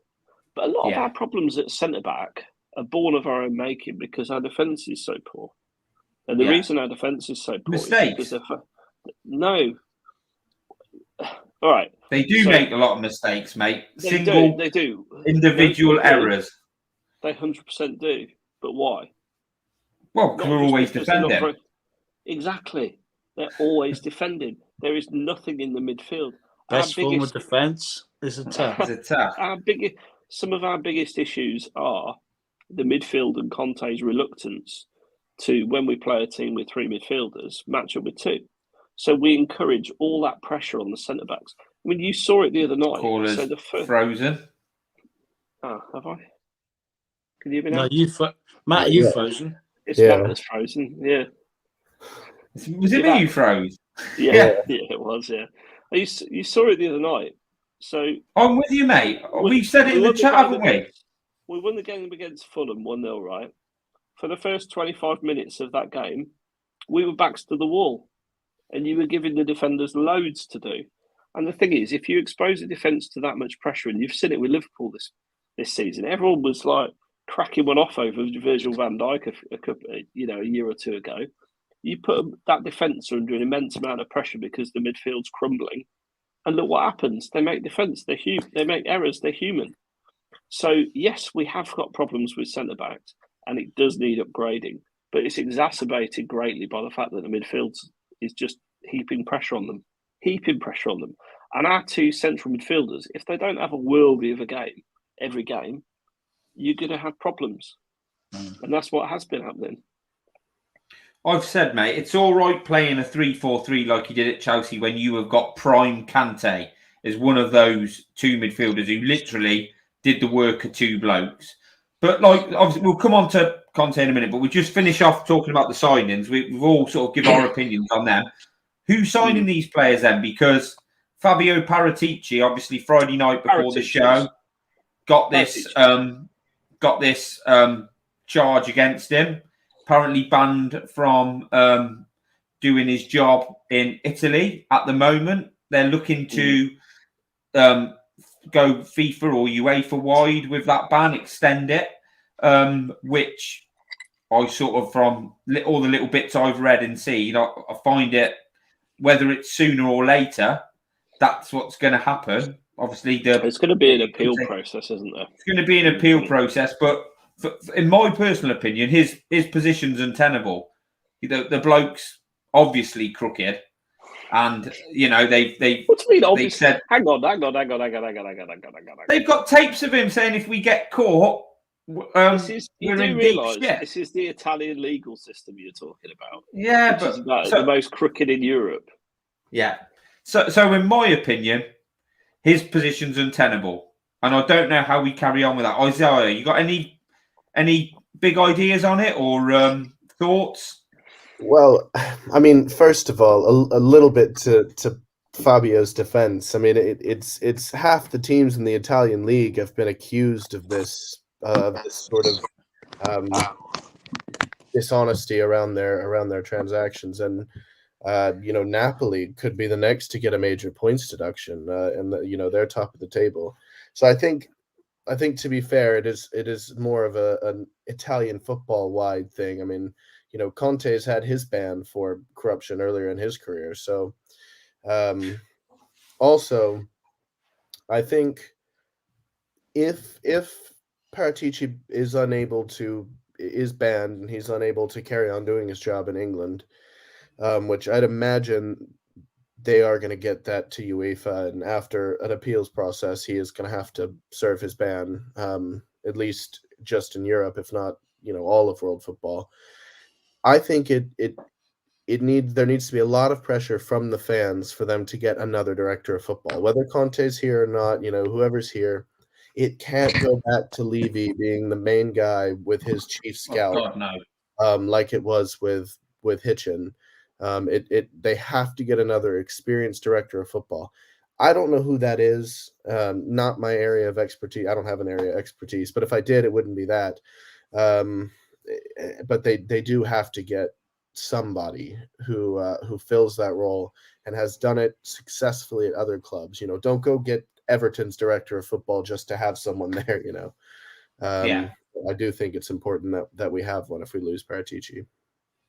Yeah. So, Ati, how does it sit with you? Because as well, obviously we don't know for definite, but now you're looking at like possibly Bentancur and Kulusevski could be missing games because something to do with them saying they got paid less or whatever. So for me, the whole thing's just a mess. What's your take on it, mate? Well, obviously, like you say, we don't know the ins and outs, do we? So we can only speculate, and whatever evidence they've got against him or even those two transfers. That's the more worrying bit for me, is the two transfers. If he's found guilty, like you say, his position probably is untenable. We've gone around this old director of football thing for so many years, and again, people that are sorting out, Hitchin and whatever we've had in the past. We have Mitchell under Poch, which me and you chatted about. Another one that Levy decided to fall out with over getting the B list of players instead of the A list that he was requesting for him. It's another one. At the minute, we don't even know. Like you said, we've just sat here for half an hour and chatted the Spence deal. Who signed him? It's obviously not a Conte signing, so that means probably Paratici nothing to do with that. So that's an academy club Levy signing. So I really don't know. If he's found guilty, then he has to lose his job. I would prefer it if he's found not guilty and find us another 3 or 4 gems like Kulu and Bentancur, personally. That'd be nice. But like you say, Italian football is corrupt. Juventus have done this before, dropped down to Serie C and come all the way back up and won the lot. Well, the talk was actually that Napoli, when they bought Osimhen from Lille, sent them 4 players as part of the deal, and then those 4 players went to Lille, and sort of like had their contracts cancelled. The whole thing is happened. Unfortunately, he's at our club, isn't he? Yeah, that's unfortunately again, like that. You've only got to look what's happened with the Italians in the English league. look what happened at Leeds. They went through about 20 managers under that Italian owner. You had the same at Watford. Watford and Udinese have got this, link of there's been about 20 players between the two clubs.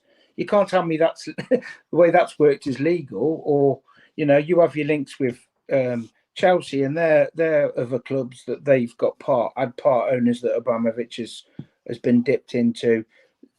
There's loads of clubs. They all do it from different continents and share players and stuff. So what happens? Little brown bag in football is still obviously relevant, and like you say, there is not one Italian transfer that's probably gone 100% through the right channels. So it's one of them. I think he's in the signings that he got like this time last year. We were looking and going, we didn't know who Kulusevski was 12 months ago, and look at him now. The same Bentancur, we heard that Villa were in for him. I love the pair of them. I think they're probably two of the best signings that we've made since the Poch days, really. But if he's found guilty, you can have to get rid of him. You can't have that sort of stuff hanging over the club. There's enough. There's enough crap going on being thrown at the club. Yeah, which we'll come on to in a minute. Caller, your take before we move on the Paratici scandal? I think it'll rumble on for a very long time. He'll just stay in situ. And he'll stay in situ, yeah. There's a whole appeal process. If the appeals process in Italy is anything like it is in the UK, it could last another year easily. And to be honest with you, long may he continue, because I think he's done a decent job so far, comparative to where we were. And you do have to remember Hitchin and all the sort of players that he signed. So I think Paratici, I should say, is here to stay for the short term. That's my view. Okay. It just doesn't sit well with me, but we'll go from one Italian to the other. Atti, what is your view on the whole Conte thing? Obviously, Sunday comes out, he wants to leave from his friend Damasio. An English journalist gets in touch, and apparently then it's all been taken out of context. And then during the week, obviously, I think after the Fulham game, he started talking like we wanted Conte to talk. Like basically, we had a meeting. Yeah, because we won, but we had a chat and we got all this sorted. And since then, another thing's come out saying basically, look, it looks like he'll leave because his family, by Damasio again, looks like he'll leave because obviously his family's over there and he's had a lot going on. But we'll see towards the end of the season. What is your take on the Conte situation, and how do you think this is going to play out? He's been like it for a long time. When you go back to last season, even if we'd lost, he was, it was like there was no middle ground with the guy. He was either up there or he was on the floor. It's like he hadn't taken his tablets, and it was like, where's his happy pills? And then he's back and he's jumping and jumping into people's arms on the touchline, and then he's very down in a press conference. It didn't make a lot of sense for me. There's no smoke without fire, is there? No. Again, and it's uncertain. It's not just then. You cannot carry on the way you're going as a club without a manager. You can't have a rolling contract for a manager. It makes no sense for building a squad. Planning. It undermines everything. I mean, you just go back 10 years ago with the old Harry Redknapp, wanting the England job and then not getting it. And Modric completely down tools, and Modric agreed to stay for that one more year, and then he's trying to get himself the England job. Modric turned around and thought, why am I staying here when he's obviously not even interested? And you're going to have the same situation with players now. Players that are, should be committed to the club and playing for the manager, and players that are a confidence player that need an arm round them, is he giving them that? I don't think he is, because he should be getting more for an elite manager. He should be getting more than he's getting out of this squad. However poor we think we are in certain positions, that squad should be playing better standard of football than it's playing. And there's no way that anybody can, I don't think anybody can disagree with that. The football has been turgid. It's awful. And I've watched a lot of Tottenham over a lot of years, and I've seen some really entertaining shit sides. Yeah.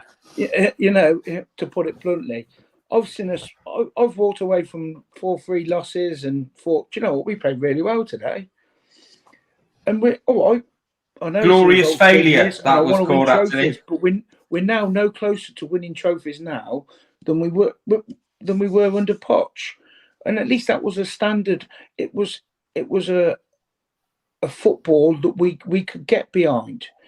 I've always said, I don't care if it's 11 superstars on the pitch or 11 kids, as long as they're giving 100% for that side, and you can see that they're playing for that manager. I remember the situation with Poch in his early days. We played at home to Stoke, and there was the half of the changing room, Adebayor, Lennon, the ball, and then on the other side, Adebayor and Kane face to face having a row.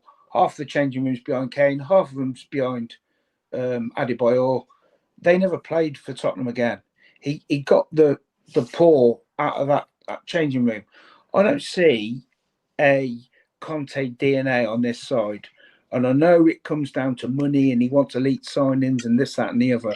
But as much as people hate or like the chairman, whichever side of the coin you're on, he is not going to spend the money needed or wanted on a manager that's not going to commit to the club. And that's where it comes to. You know, we're in limbo on our transfer dealings. You know, if he is going to go at the end of the season, then we're signing Porro and what have you now for maybe somebody that doesn't want him. They'll probably want Spence back. Who knows?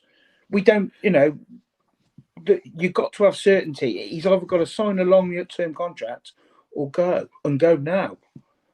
You know, that's my feeling on it, because I want somebody, I want to relate, commit to the club. I want a manager that, you know, I've only seen that with Poch since Keith Birkinshaw. And that was a man that loved Tottenham and he embraced everything about the club. He understood us. We understood him. He was very transparent. But, you know, we've gone through 15, 16 managers in 22 years, you know. And I hate to say it, Atty, because I hate them, but that's sort of what Klopp is like at Liverpool, isn't it? Yeah. That's it. Yeah. That's, you know, they see the passion from him. You see it on the touchline. And we see that passion from Conte on the touchline. But I don't see that passion in the press conference. Not so much lately, though. Not so much lately, Atty. No, not so much lately. But I don't think that's even ever been in the changing room either. You know?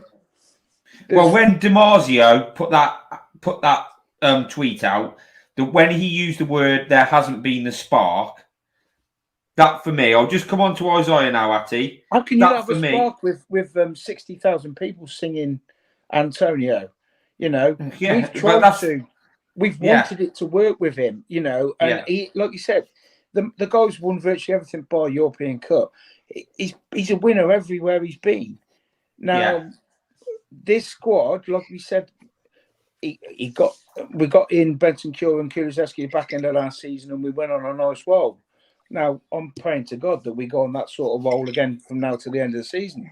Yeah. But at the minute, we're a million miles away from that team from the back end of last season, because the commitment's not there. You got more, like I said, his injuries and that. He's in the changing room. You got players that are being overlooked. Your Spence, who's he talking to? Then you've got others that, you know, Skipp's probably, you know, the same. They're not getting a fair crack of the whip, whether we think they're good enough or whatever. But they haven't. However poorly his son's played, he's still getting a game. I know we've got nobody to replace him, but I don't see where you can give him the tools that he wants when he's not committed to you. And that's so if he's going to go, I'd want him to go now, and that's just me. So no, that's fair enough. There's a lot of people. I was sort of in that camp. I'm not sure if that's going to happen, but Isaiah, I'll come over to you. When, like I said, for me, like I don't know, to me, you're a younger person. You're doing like the sports journalism and stuff. When I saw that from Damasio, who's a friend of his, I put 2 and 2 together and come up. They've had the chat, and he said, I'm not sure. The spark's not there. I don't know if it's for me. I'm probably going to move on. And then he's put it out there, and then they've had to sort of retract it a bit. But what do you take from that, and where do you think this is going to end? Well, first off, speaking about the DiMarzio statements, I mean, all of my lecturers are longtime sports journalists who've had, close relationships with players, managers, and, whole clubs. From the Premier League down to the National League and abroad. And one thing that I can tell you is that if DiMarzio has a conversation with Conte where he's asking about his future and Conte is like, well, I haven't decided anything, there is my family and, things aren't perfect at the moment. I'm not sure I'm going to get all of the players I'm going to need to succeed here, but I would really like to. The story that I would write based on that conversation is exactly what DiMarzio wrote, because that's what I've been told is my job, is to kind of sensationalize every story till it's interesting. He's not completely lying if Conte said what I've just made up for these purposes, to say that, he's not exactly feeling great and he misses his family and he might want to change. But he when he spoke to Lyle Thomas or Thomas Lyle, I can't remember which. Lyle Thomas, Lyle Thomas, he said, well, a lot of that was my opinion. I felt based on my conversation that he wouldn't still be there because of this and this. And I think really we have to kind of be conscious of the job that a sports journalist does, even with their friends and their close sources. They're not.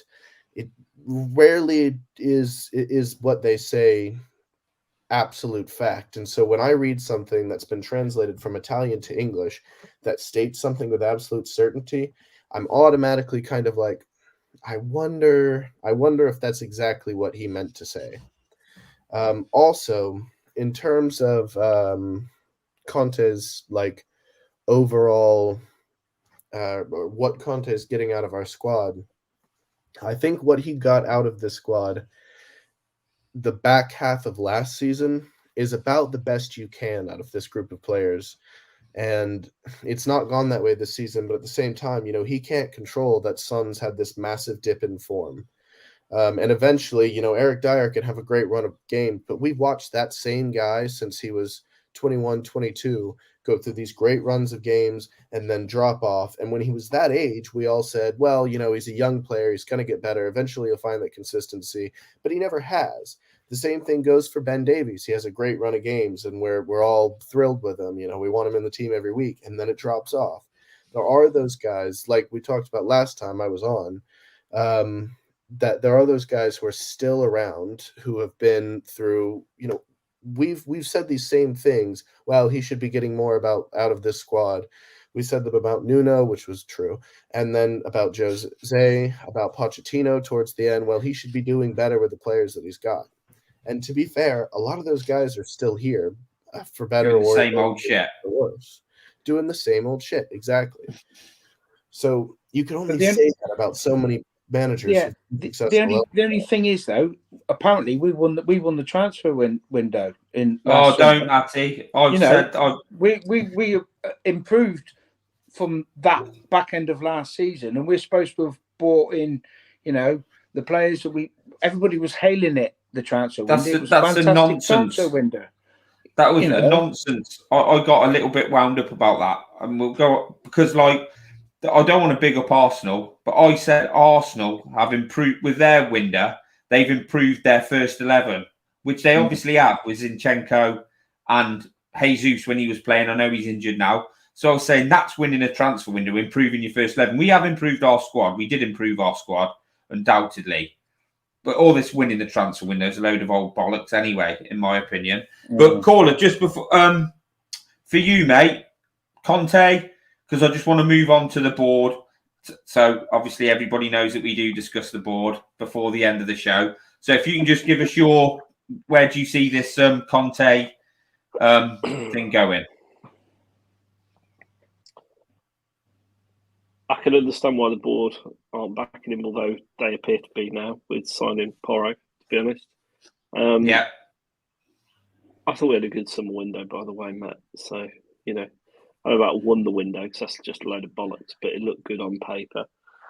I think with Conte, there's a couple of things. He's frustrated me from the word go because, and I think Sam touched on it in the chat, he was always going to end up in tears with Conte at some point because he is an established winner, and if he doesn't win, he's going to throw his toys out of the pram.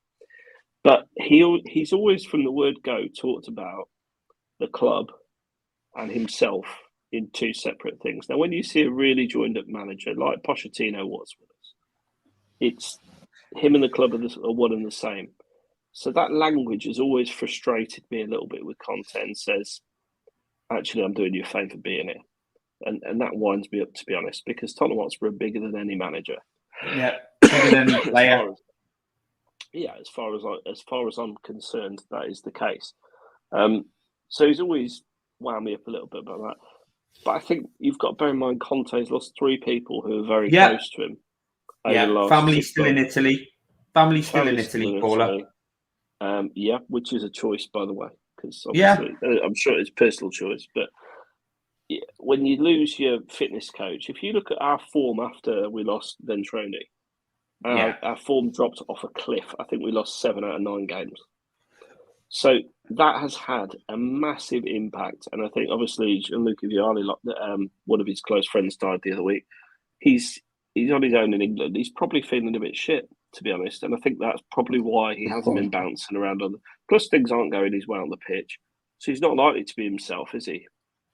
And I think I totally agree. The people, losing friends, very difficult. People, but if things aren't going right on the pitch, and people will say he's being paid people will say he's being paid £15 million a year. He's got a job to do, etc., etc., etc.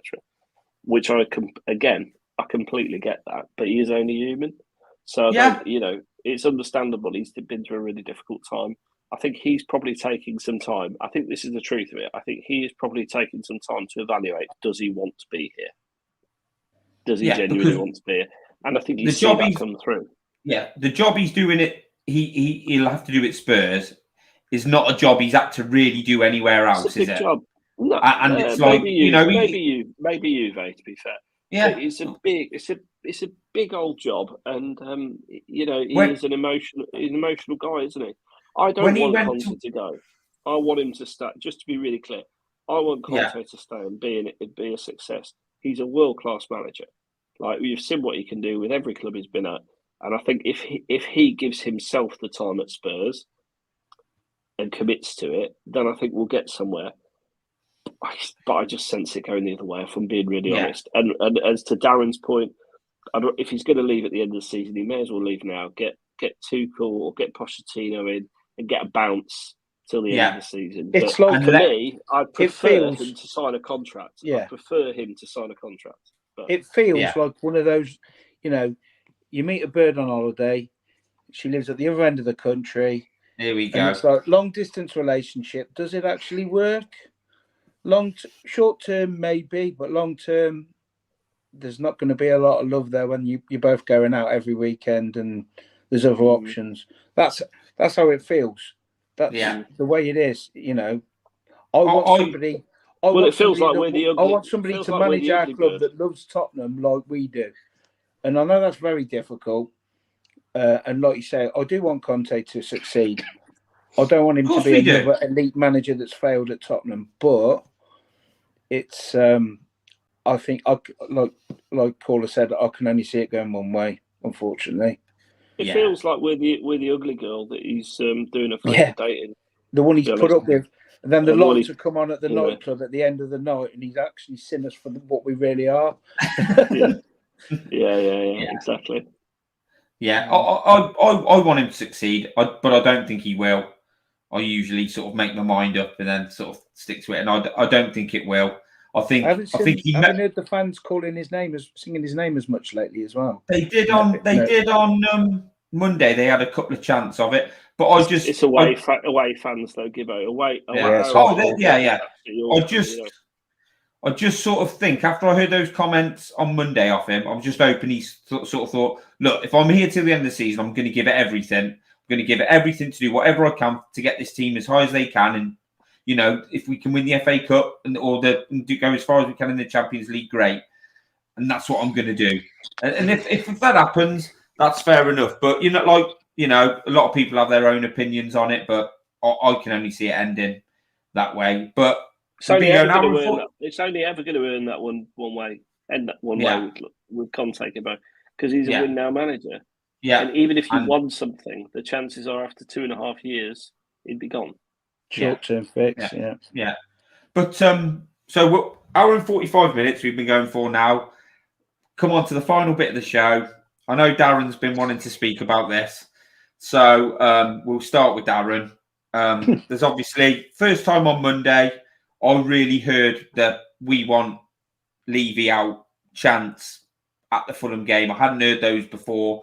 I'd seen on social media and people had been there, and our chats are saying, "Oh, they're singing we want Levy out," but I actually heard them Monday.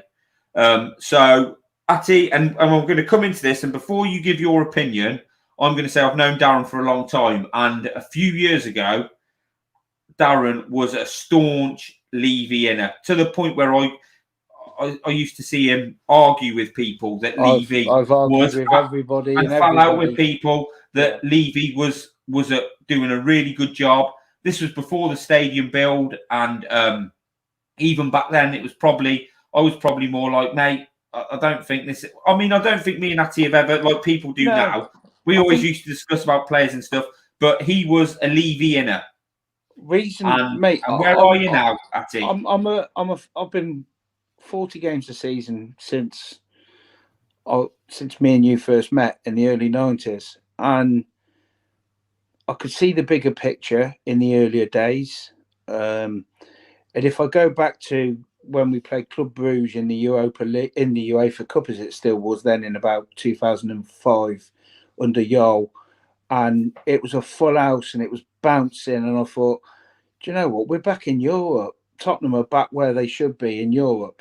And I thought, and I've been on 40 odd European trips since the mid 2000s. I've been to Tromsø, I've been everywhere with Tottenham. And I used to think to myself, this is down to the owners. We've been in more continuous. We weren't in Europe this many continuous seasons when we were successful years ago.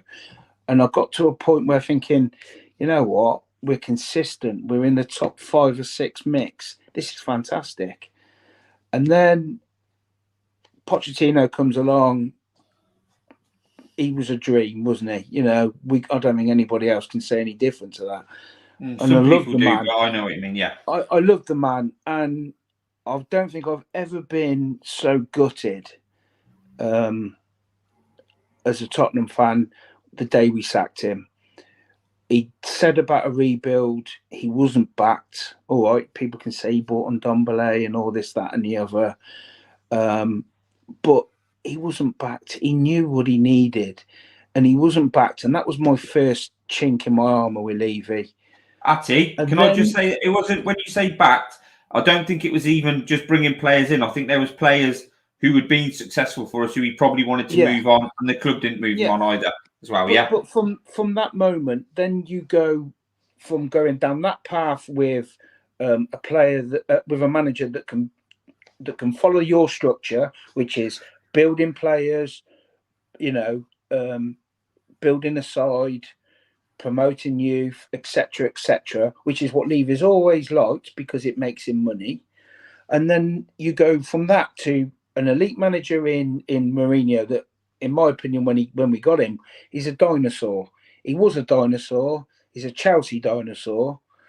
And you then sack him 6 days before a final. And then you bring in Conte, And again, you're not following what you're preaching. And he is in. Hang on. Don't forget Nuno, Darren. Oh, I'm the Nuno farce, yeah. But like I said, I've always been Levy in, but you can't keep 15 managers in 22 years can't be wrong. And now he is getting the hardcore on his back. And when you see 2,500, 3,000 at Fulham singing Levy out, that's when when you turn the hardcore into Levy out, they know what's best for the club. They live and breathe it. They're there, the same faces away every week. And I have no love for that new stadium of ours. Take the cockle off the roof, and it's not Tottenham. It's a concrete. It's a stadium for concerts, for NFL. It's like the football team's just one part of it. It's like we rent it. You look at the Rico Arena that Coventry have had and what have you in the past. You know, they've rented it, and that's what it feels like. It's not our stadium. It's called the Tottenham Hotspur Stadium. You know, the guys. I've hit the end of my tether with Enic, and I'm an official supporters club chairman, and I'm getting to that age now. I'm nearly 50. I've seen us win the FA Cup when I was 16. You know, 2 League Cups in 22 years, 23 years isn't enough. We're supposed to be one of the top 6 sides in this country. Yeah, look at the other 5, what they've won in the last 20 years, and then put 1 League Cup against it. It's not good enough. It isn't good enough. And if he wants us to stay in this middle part of the league table, okay, that's fine. If that's the level of your ambition, that's fine. Don't charge us the top price in Europe for season tickets. I don't mind paying £1,050 a year for a season ticket, but I want to be competing for the best players in the best leagues with the best money and winning titles.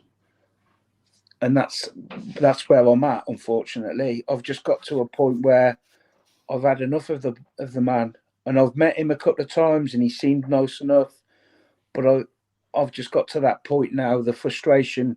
So many League Cup semi-finals, FA Cup semi-finals, League Cup final, Champions League final. I mean, Pochettino got Sissoko playing in a Champions League final. What other man can achieve that sort of level? And Harry Paul Reeves and all Daniels. that. You know, Pochettino was the only man that went down the channel that Levy wanted, and that was to promote youth. He's now had 2 elite managers that win everything everywhere, and they've both failed because of the chairman. And that's where I'm at, unfortunately. So I'll let somebody else. My blood pressure just gone up. So no, actually, we like that, mate. That's what we want. All opinions, all discussions. Everyone's valid. So we have the highest season ticket prices, mate, and that's fine. But I want that money to be going back into the team. You got NFL. You got Red Hot Chili Peppers, Guns N' Roses, Pink. Hey. Whatever. Caller went to watch Guns N' Roses, mate. He's part of the problem. I love Guns N' Roses, mate. But that's sat in the Tunnel Club as well. But that's the last. Guns N' Roses were massive the last time we won the FA Cup. That's how bad the situation is. 30 odd years ago, Matt. You know, I was 16. I weren't able to go out and party all night and celebrate. I've had 2 League Cups in 22 years. You were going out to celebrate when you were 16. Yeah. Don't give me mate, that. You'll be pushing me in my wheelchair next time we win something. Isaiah, let Darren's blood pressure go down a bit. What's your take on it, mate? Because obviously we want to ask people their takes, and we want it to be seen that we're doing that. So, what's your take on the whole Enic Levy? Yeah, I mean, I've obviously not been around nearly as long, and you know, I hadn't even heard of club football until like 2010. I wasn't a Spurs fan until another year or 2 later.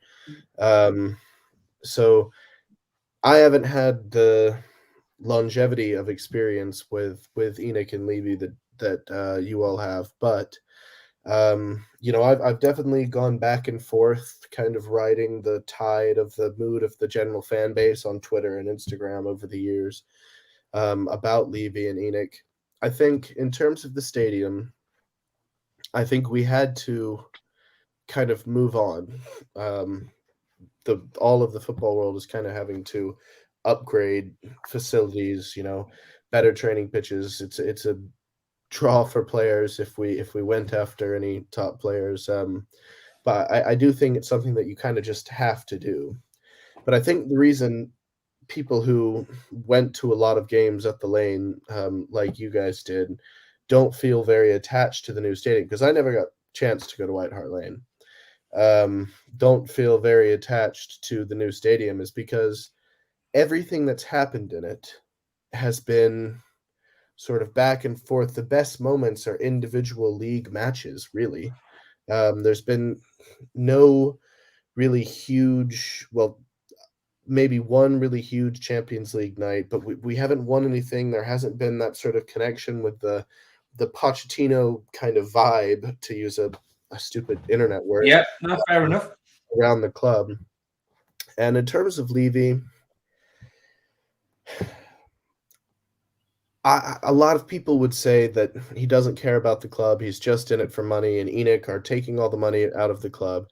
Fact is, I can't remember if it's that they've never taken dividends from the club, or they haven't in like 15 They're years. an investment company.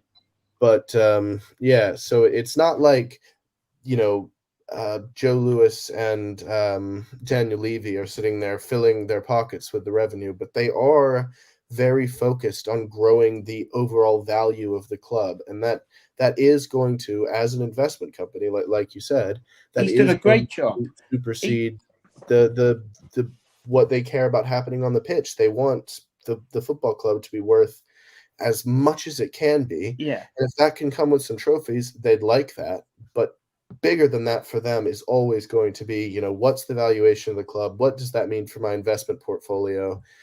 And that's going to be true of most owners, to be fair. So we can't just say, Enic out. Who are we going to get to buy the club? He's grown everything off the pitch. He's done everything right. Training ground, stadium, everything's there now. And I know people keep saying about the debt for the stadium, but that's over so many years. It's a money pit. That stadium is just a money-making machine. And, you've got people with an iPad watching the cricket sat in front of me in the season ticket seat. A bloke with a full pizza on his lap. It's like a US, it's like big tubs of popcorn. It's like you might as well have time out and have 4 quarters and make it American football full time, because he'd love that 6-7 hours of people drinking and eating his food. That's what he wants. He doesn't want fans like us every week. He wants 60,000 tourists. He loves that, because tourists go in the shop, spend money, they get in the ground as soon as it opens, and they leave the ground when it closes. And old school fans, they go to the local boozers on the high road where they've always done it, and come in right on 3 o'clock, and then you have problems now getting in through all of this electronic rubbish, which is all modern, I know that. But there's no dinosaurs, Atty. He's got 1882 section of £2,500 season tickets, right smack bang in the 17,000 tier end. That should be working class, 17,000 working class men and women and children, say standing all the way up, 500 quid season ticket, bouncing. And he doesn't do it because he doesn't give a shit about me and you. He wants people to sit down, eat their pizza and popcorn, be quiet and watch. And he's not interested in an atmosphere. He's not interested in competing at the top table for trophies and top players. And that's my argument now. I don't mind, like I said, I will pay. If you guaranteed me he's going to go out and spend 300 million in the summer and buy the best, and I mean by elite players that all the other clubs want, and we're going to win trophies, I'll pay three grand for a season ticket. But we're never going to do it because he's just not giving it. Sorry, I'm going. My blood pressure's going up again. So yeah, come on, mate. Atty, like I'm saying, Atty, me and you, people like me and you in that respect, I've been leaving for a 20 years, mate, and I've dinosaurs. And like as Isaiah quite rightly pointed out, like he said, what he sees what Levy has built and the infrastructure and that, which is also right. the project now is too big for him, Matt. Yeah, the project that he started and he's built the foundations for is now too big. The club now and the expectations now of the fan base is too big for him to deal with. Yeah, I mean, we'll move on. We'll let Caller have his say in a sec, but I mean, I think in a way, Atty, no, mate, it's fine. But Isaiah's right, and he's. But football does need to move on, and I don't like that because I'm like I said, modern games killed it. VAR, everything. But that is what has to happen, and that's what is happening, and that is part of the cause. But yeah, I mean, Caller, let's have your say. Can you try and do your bit? Not for too long, though. How long would you like me to take? You take just give it us, but in like a condensed version. I don't have any problem with the new stadium. I think it's very necessary. You can't get away from the fact that time's moved on, and we need the capacity. Yeah, well, would have been nice for them to keep them. I want some identity there. There's nothing Tottenham though, except for that cockerel. I mean, it does say our slogans are all around the side of the stadium in concrete, aren't they? Yeah, but it's concrete. It's hidden in it on NFL days. They change it all over. I've got no problem with the stadium, and I've got no problem with NFL there, and I've got no problem with concerts there. I think all of those things make perfect sense as a financial business and entity, which, whether we like it or not, is what Tottenham Hotspur is. It's a limited company, as is every other. You know, Man City have concerts, but no one moans about that because they go out and spend a lot of money on players. Or the model Daniel Levy adopted is to be a self-sufficient club. Now, 21 years ago, we probably would be shopping at the top table because that if we were where we are now, then we would be able to compete. But it's always been about spending within our means at Tottenham and under Enic's ownership. Now, unfortunately, because you've got nation states buying teams, spending endless amounts of cash on players, unless you're in that game, we ain't gonna compete, and that's the reality of it. So I think Enic have done a fantastic job off the pitch over the last 21 years. I agree. On the pitch, completely lacking. You know, the training facilities, etc. The training facilities, etc., are absolutely spot on and needed to be. But you don't see any youth players coming through. Which is a completely separate conversation. The excuse now is we're buying buildings and half the Tottenham High Road. We're knocking down chicken and stuff to build some hotels and what else. I think it's not just Spurs. I mean, that's Haringey Council as well, isn't it? And I think the only way we got planning permission for that stadium was as part of a regeneration project, which encompasses all that stuff. I haven't really got a problem with any of that. I really haven't got a problem with any of that at all. I don't see the focus coming on the football team. I see the focus being on. I'm coming on to that. Yeah. So what I do have an issue with is the fact that we don't invest enough on the pitch. And Pedro Porro, we can say it's complicated and all the rest of it, but it really isn't. If Chelsea want a player and his release clause is 45 million euros, which is about 37 million quid, which ain't a lot of money to us, let's be honest, we go out and buy it. Yeah. Yeah. And that's what I mean about Enic they need to walk the walk if they're going to hang around. And talk the talk. They do talk the talk. So all this Daniel Levy, I've got ambition, etc., isn't matched by actions. And that's the issue I have with Enic. It's the penny pinching. It's the penny pinching, absolutely right. And I don't even have a problem with the fact that we've not quite got over the line in cups, because a lot of that is down to the manager and the players on the pitch. I get that. Yeah. Not Daniel Levy. Like the fact that Pochettino, God love him, and I do, decided to play Son as a wing back against Man United. Daniel Levy didn't make that stupid. I get that. But Chelsea. If you go back to losing out to Willian last minute, just like we've done with Danjuma with Everton. Okay, I'll get that. But you go back to that, Wijnaldum, what's his name? Mane. Yeah, Mane. Penny pinching, yeah. All of that was down to penny pinching, and that was, Totally you got to get these sort of deals. You've got to stop this trying to make an extra 5 million on a deal and buy on a clause and you extra. Have, and I'm not. You have. You're absolutely right, and I'm not sure with certain players like. So we saw, what's Diaz? Luis Diaz. Obviously, he chose Liverpool. I don't think that's because we wouldn't pay the money. No. I think it's because Luis Diaz fundamentally wanted to go to Liverpool because they are, whether we like it or not, look at the bigger name. club than Spurs. Yeah. So we will always lose out to those kind of players while we continue to behave in a way that contradicts our ambitions on the pitch. And it's fine bringing Mourinho in, and it's fine bringing Conte in, who are big name managers, but you've got to give them the opportunity to play the system they want. Exactly, yeah. The players they want. What he's playing. Not piss about and penny pinch. Yeah. And that's why. I mean, ultimately, I'm more than happy for Enic to move on. But fundamentally, I'd change my view on it if they just went. Yeah, exactly. To what we want. Exactly. Which is they've got to move to the next level with the team. I mean, they've got to the next level off the pitch. Yeah, they need to now get to the next level on the pitch. Can you imagine Chelsea or Arsenal's, as two examples, fan base now,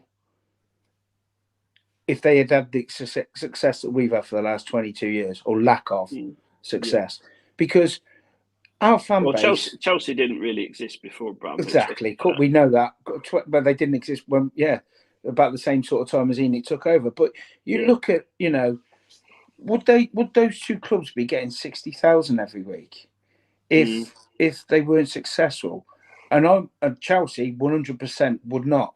The problem you have now is we've gone 22 years now. That's a generation or a couple of generations of kids now that are growing up, and people are laughing at Tottenham for, look at that, Tottenham never win anything. Well, if you actually know football, we do. But it was before flip side of the coin, and to play devil's advocate to a degree, no one abroad would have heard of Tottenham 20 years ago. No, I'll get that. They've done a tremendous job in terms of marketing the club, making the club bigger, building the revenue, etc., etc. It's time to use it. And I tell you, the account when the accounts are published, and we'll have lots of breakdown of it from our accountants as part of the cheese room. It will be very enlightening because I think they could be doing a lot more. Yeah. I mean, he must have had an absolute party when they lifted the flight restrictions from South Korea, so you could get the fans back in, because the amount of Koreans. I mean, I've had a different Korean sat next to me in the bloke season. That's why Sonny's still in the team. Yeah, I've had a different Korean sat next to me every game, and I'm not knocking them. They come, they spend the money. I have no issue with that whatsoever, but.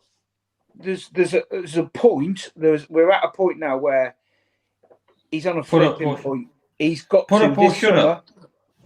Yeah, put up or get out. Simple as that. I think to be honest, I think there's almost a little bit of a recognition in the fact that they've been trying to sell a stake in the club for a little while, and obviously the Qataris are sniffing around us and several clubs looking to make an investment. And I do think something will happen. The only reason it's called the Tottenham Hotspur Stadium is because someone they haven't had the money yet for the Google thing's gone quiet. People who want some money. The Google thing was never going to happen. But the thing is with the Qataris, they're not going. You're not going to invest £1 billion into something that's not going to give you any return in trophies. And not have control. But you see, I don't think they need control, because I think the problem is. Levy is hell-bent obsessed on managing cost. He's a businessman. That's what us businessmen generally do. Manage costs down to right down to the pennies. And I think you need someone to be a partner who is going to invest in the team.